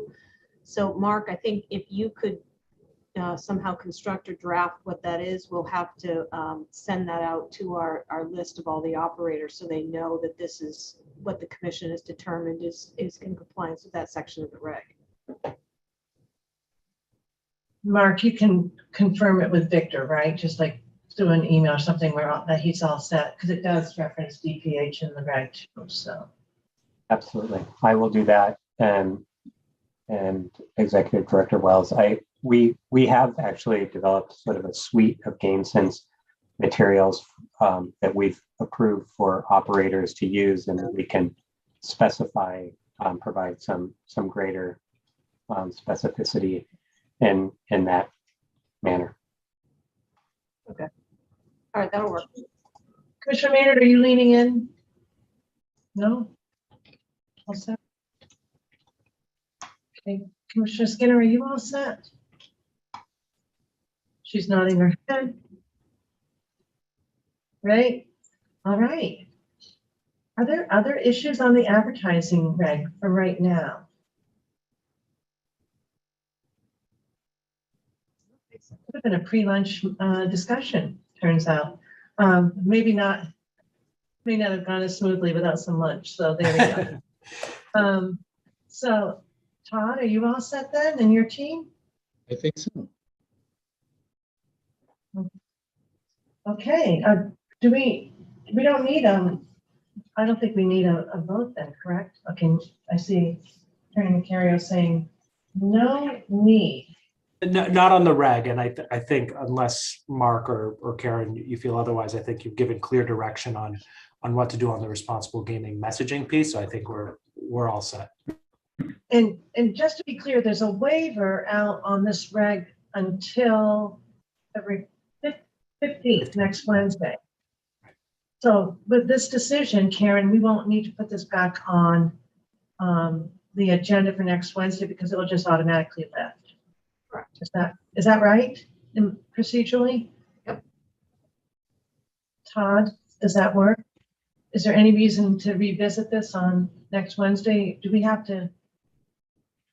It just expires, right? The waiver? Yeah, it should just expire and go back to, what it says in the interpretation. Commissioners, you're all set with that? Okay. All right. And I think we're all set. Move on to item number 7. So I've got the Gaming Policy Advisory Committee update. There's been a few new appointments. I want to thank Meg Mazer-Cohen for her leadership as chair. She really was exceptional in terms of activating this committee during COVID and using the benefit of the virtual platform. She did an excellent job. She did make a decision to step down. I think many of us knew that. It was around the change in the administration. And so Governor Baker was alerted by Chair Mazer-Cohen, and he appointed her successor, Dean Serpa. And Dean most recently has been Deputy Chief of Staff for Operations and Administration for the Governor's Office, and is very well known over the course of his career for being someone who gets stuff done, and has served multiple administrations. So we thank Governor Baker for making that timely appointment, and we look forward to working with Chair Serpa. There was also a vacancy under, and this is of course 23K section 68. There was a vacancy for the position that represents each gaming establishment. We have one for MGM Springfield, but we did not have one for Encore Boston Harbor. And Caitlin Sprague has been appointed for that slot, and she is Vice President in Government Relations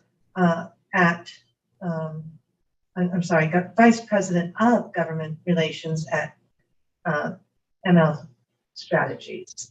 So Caitlin Sprague will take that position. I've reached out to the Senate President to see if she could make an appointment to,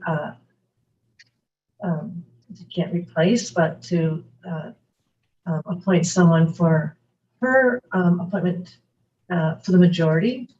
And as you know, Eric Lesser has departed his position as a senator.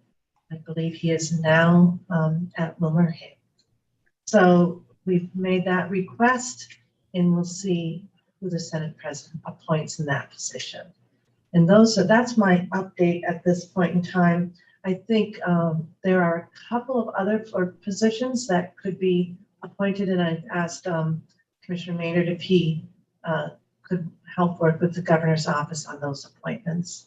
I think that there's at least one former colleague who is there, and I know that Commissioner Maynard's already made contact with the new director there, who's tapped Commissioner Maynard's institutional knowledge. So it makes sense for us to work with that office, and we look forward to the governor's office making those appointments. And most of all, we look forward to working with that committee. Has a great representation in terms of community representation, legislative representation, and other stakeholder representation.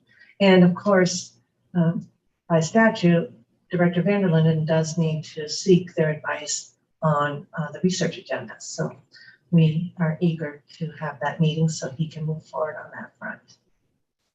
Any questions?